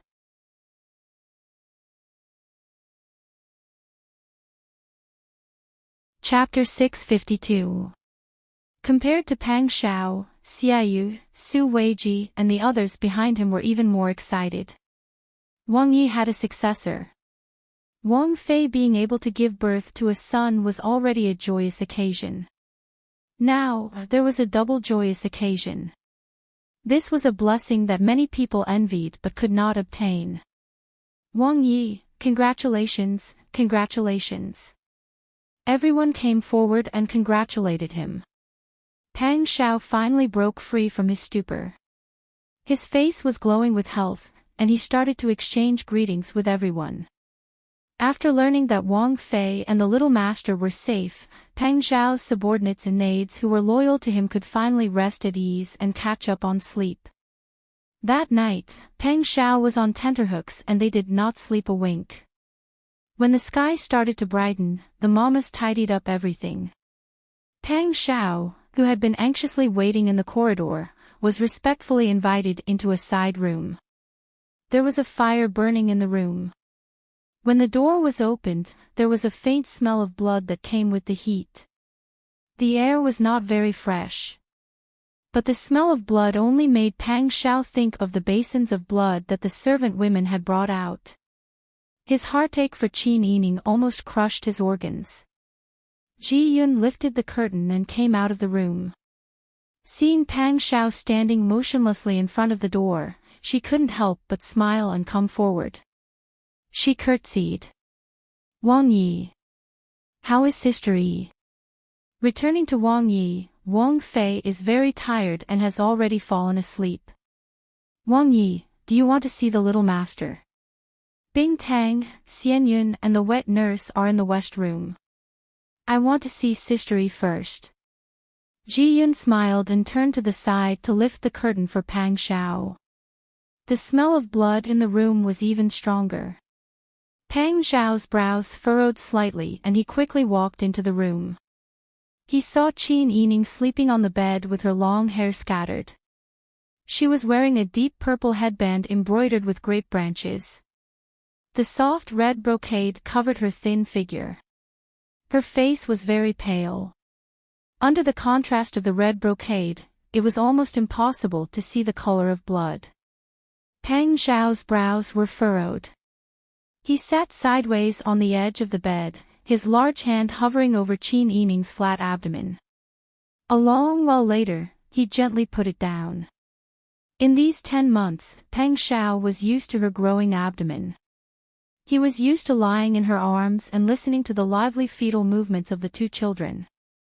Pang Xiao was still not used to the sudden change back to his original form. Qin Yining had been a light sleeper for nearly a year. Almost as soon as Pang Xiao moved, she would wake up. Today, Pang Xiao had been sitting for so long and she didn't feel anything when he put his hand on her abdomen. Pang Xiao's heart couldn't help but skip a beat. He carefully moved closer. Feeling her slow breathing, he quietly breathed a sigh of relief. He just sat there in a daze and watched her chest and abdomen rise and fall slowly when she breathed. After a long time, he gently got up and kissed her gently on the corner of her lips. The soft touch made Pang Xiao smile gently. His large hand hovered over her face, gently tracing the contours of her face. He whispered, "Sweet dreams, Sister Yi." After seeing Qin Yining and making sure that she was fine, Pang Xiao hurried to see the children. Bing Tang, Xian Yun and 2 wet nurses were looking at a big cradle. The cradle was custom-made before they went out. It was divided into 2 layers and 2 babies could sleep in it. The 2 white and tender babies were wrapped in red swaddling clothes. One of them was facing the left and the other was facing the right. They were sleeping soundly. The one sleeping on the upper layer was a little chubby. He was wearing a rabbit hat. His face was chubby and his eyelashes were long. He looked very cute when he slept. The one sleeping on the lower layer was wearing a tiger head hat. There was a small red mole between his eyebrows. Looking at the curve of his eyes and the shadow cast by his long eyelashes when he closed his eyes, everyone knew how beautiful this child would be when he opened his eyes. Wang Yi. They all got up and bowed in a low voice at the same time. Pang Xiao waved his hand. He quietly squatted beside the cradle and looked at the 2 children curiously. These 2 little lives were his sons. These 2 soft and small babies were his and Qin Yining's children. They would slowly grow up and grow to be as tall as him in the future. It was Pang Xiao's first time being a father. In the past, he didn't have the patience to see how the children of other families were like. At this moment, all sorts of feelings welled up in his heart. His heart was soft and in a mess. The unfamiliar love and affection he felt for Qin Yining were different from the feelings he had for other family members. They were different from the feelings he had for Qin Yining. Was this the feeling of being a father? Pang Xiao reached out his slender fingers and slowly and gently poked his eldest son's tiger head hat. Brother Zhao did not notice and was still sleeping soundly. Pang Xiao stood up again and bent over to look at his youngest son. This time, he was braver and used his fingers to gently touch Brother Han's fetal hair. Brother Han also gave him face and continued sleeping. Seeing Pang Xiao like a curious child, looking at this and that and even poking and touching curiously. Bing Tang, Ji Yun, and Xian Yun at the side could not help but laugh. Even the two wet nurses who were not very familiar with Pang Xiao smiled. They had a new understanding of this famous god of war, Wang Yi. A father's love for his child was the same no matter who it was. Pang Xiao had seen enough of the two children. He was afraid that he would wake them up if he played for a while longer. He waved at Bing Tang and tiptoed out of the house. Bing Tang understood and put on a cloak. He followed behind Pang Xiao and lifted the curtain to go out. In the courtyard, the cold air carried the snow that melted as soon as it landed into the collar. Bing Tang shrunk his neck and tightened his collar. Wang Yi. Pang Xiao asked in a low voice, "Is everything going well? How is Sister Yi's health? How are the children?" Bing Tang smiled. "In general, it is going well. The two young masters are very healthy. Although the eldest young master is a bit lighter, it is not a hindrance. It's just that Wang Fei's health was poor before and did not have enough strength. Fortunately, there was 100-year-old ginseng that the Empress bestowed. This servant did not hesitate to use it. Afterwards, it was good. The position of the fetus was slightly wrong, but fortunately, there was no major bleeding. When Pang Xiao heard that the two children were very healthy, he could not help but smile. But when he heard that there were such twists and turns in the process, his heart tightened again. This means that Sister Yi must have suffered a lot. And if Wang Fei's health was not poor before, it would not be so difficult this time. Fortunately, the heavens protected her and the result was good. Pang Xiao nodded.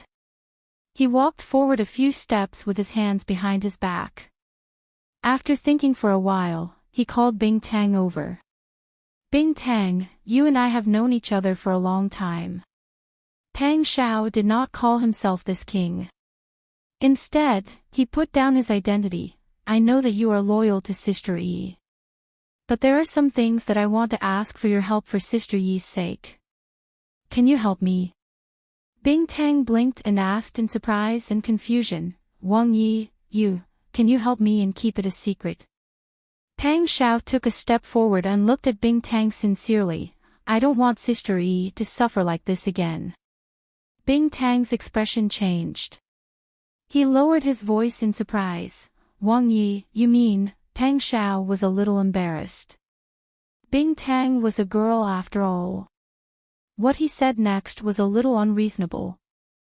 However, Bing Tang was also a doctor with great medical skills. Moreover, this matter could not be spread. Pang Xiao could only ask Bing Tang for help. Pang Xiao whispered, "Is there any way to make Sister Yi not suffer like this again? Wang Yi wants to use medicine on the princess consort." Bing Tang frowned. "That's not what I mean. I mean, is there any medicine or other way for me to use?" Pang Xiao's face was a little hot. He coughed awkwardly and said, "It means that Sister Yi will not get pregnant without affecting our relationship." That's what I mean." Bing Tang nodded. He was not as embarrassed as Pang Xiao expected. Although she was an unmarried woman, she was only a doctor now. "I understand Wang Ye's meaning. You don't want to affect your relationship with the princess consort, but you don't want to use medicine on the princess consort." Seeing that Bing Tang was frank, Pang Xiao also became frank. He nodded and said, "That's what I mean. I could have found someone else to do this, but my identity is special. Now is a sensitive time. If this matter is spread, I'm afraid there will be bad rumors. It will be bad for Sister Yi and the children. Also, my staff should want me to have more children. It's not good to tell them in advance. As for Sister Yi, I don't want her to know about this." Bing Tang pursed his lips and hesitated for a moment before saying, "This servant knows that Wang Yi is wholeheartedly devoted to the princess consort. However, although this method exists, it is usually harmful to the body. At best, it will cause difficulties in having children in the future. Wang Yi is still young. It's inevitable that he won't want to have more children in the future. If you don't want the princess consort to take more risks, you can take more concubines. Before Bing Tang could finish, Pang Shao waved his hand and interrupted him. I don't want her to be sad. But it's normal for a man to have 3 wives and 4 concubines. Even Grand Secretary Qin had several concubines in the past. The princess consort has seen them before she was married. Also, if you don't take concubines, the elders in the family may blame the princess consort for being fierce and jealous. Put yourself in her shoes. If it's normal for a woman to have 3 husbands and 4 attendants one day, even if I know the reason, I will still feel sad when I see it. I don't want to share my wife with others. Sister Yi also doesn't like to share her husband with others. Pang Shao smiled and said, since there is such a method, use it on me. We have Zhao Gu and Han Gu. It's enough. However, the princess consort said that Wang Yi likes daughters. If you use that kind of secret medicine, even though it looks normal, in reality, it will be difficult for you to have children in the future. No matter. I already have 2 sons. Also, it's better not to have a daughter. Then I won't have to divert my attention and give my love to others. Bing Tang was speechless when she heard this. Even though she didn't agree with Pang Zhao's idea of not having children, she was very touched by Pang Zhao's sincerity towards Qin Yining. Wang Yi, you really won't consider it. Pang Shao shook his head. I've killed countless people in my life. I'm satisfied to have a wife and children. I cannot continue to be greedy.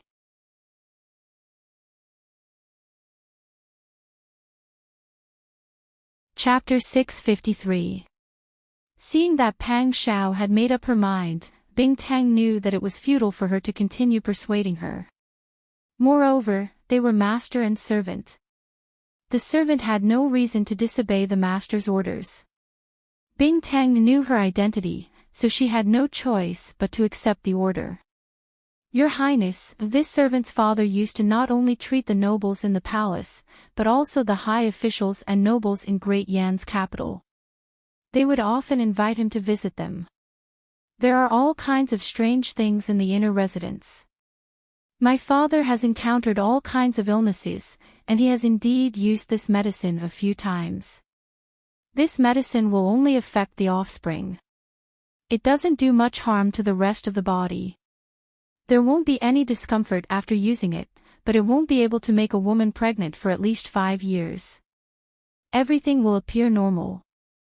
Sometimes, I even feel that perhaps Elder Qin was poisoned with a similar medicine.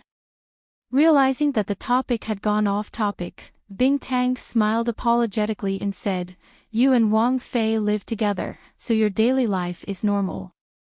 As long as you don't say anything and I don't say anything, it won't be discovered. However, if you want to have an offspring after 5 years, you might not be able to. This medicine depends on the person's body. Some people who are poisoned may not be able to have children for the rest of their lives. Some people will slowly recover. I have already explained the medicine's effects to Wang Yi. Wang Yi, can you think about it again? I have already thought it through. Pang Shao smiled calmly. While Sister Yi is in confinement and can't move around, let's do this in secret.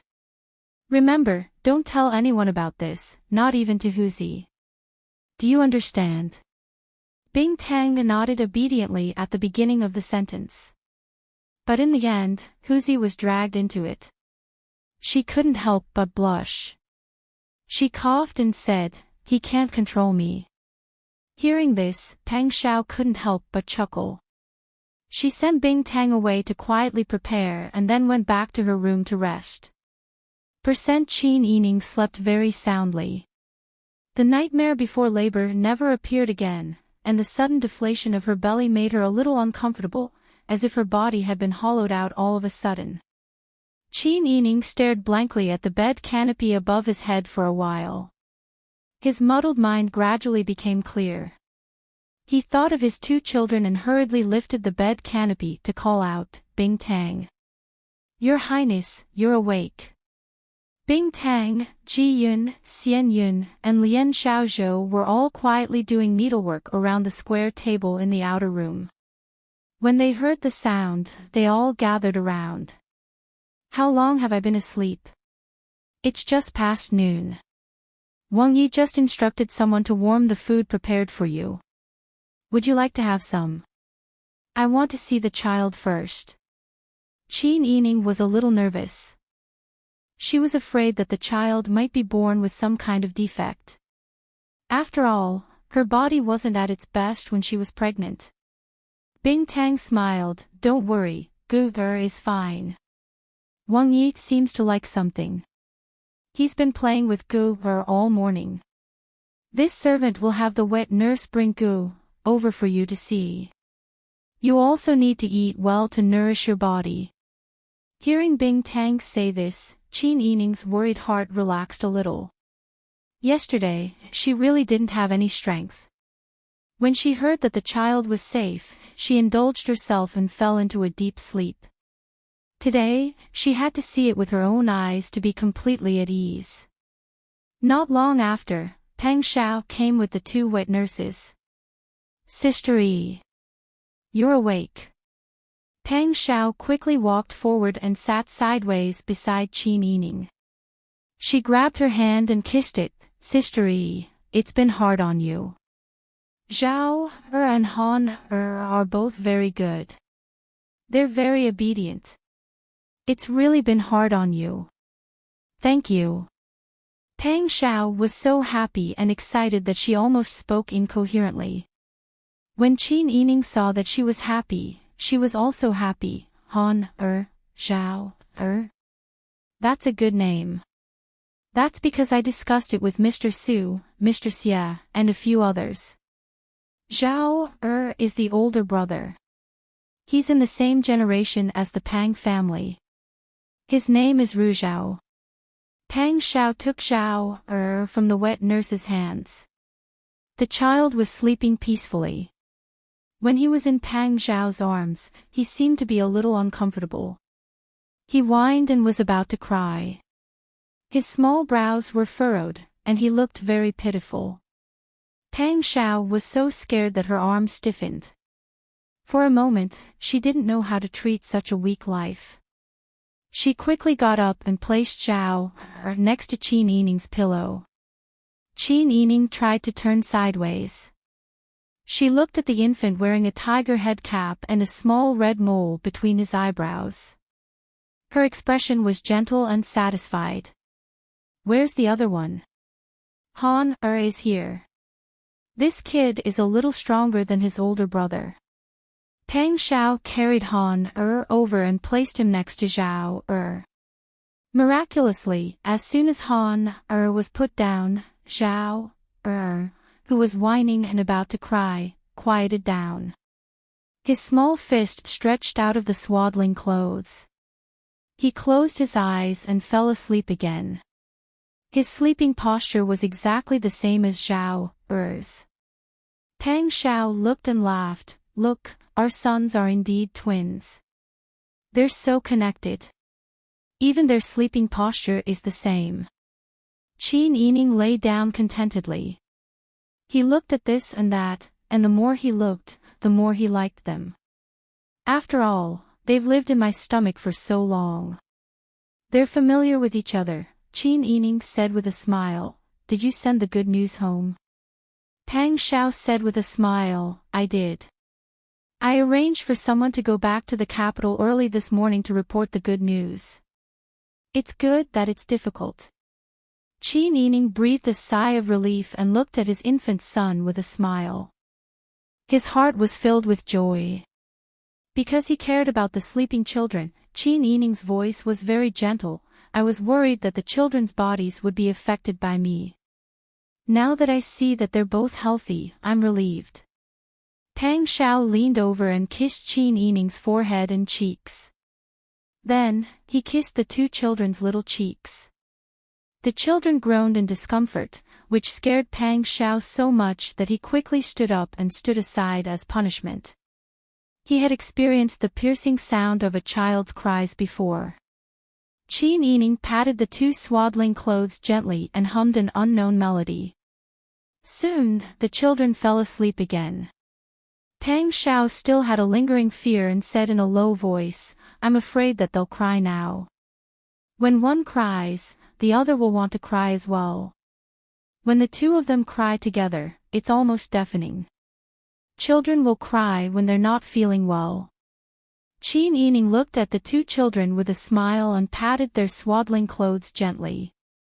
Pang Xiao looked at the three people he cared about most in his life and said with satisfaction, "That's why it's said that my wife and children have a warm bed. Now, they're all working together."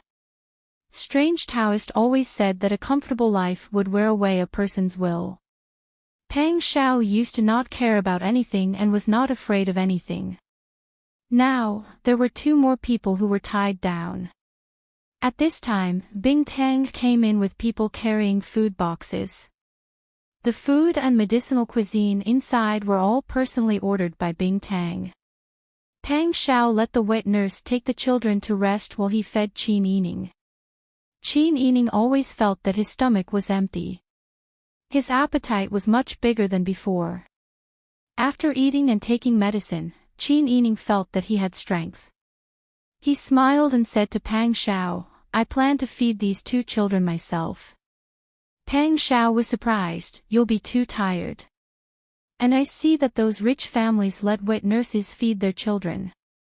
Qin Yining knew that many madams of rich families, in order to maintain their figures and win the hearts of their husbands, would hand over their children to wet nurses. They themselves would focus on recuperating and restoring their figures. Even more excessive, some madams of rich families, in order to hold the power of the inner chamber, did not even have time to personally teach their children. She did not want that. When she was young, although her adoptive mother was very good to her, the family's conditions were too poor. Even if her adoptive mother wanted to give her a good life, in the end, she was powerless. Now, although the days with Pang Xiao were not completely stable, at least the family did not lack anything. She also had servants and wet nurses to help her. Of course, she wanted to raise her own children. Qin Yining said, "What other families are like is other people's. The two children came to us as their parents. I want to give them the best. This is to be responsible for them, and also to be responsible for myself. If I don't personally feed and teach them, I will feel uneasy. I will always feel that I am not doing my best for them." Pang Xiao was moved, but after being moved, she was also a little jealous.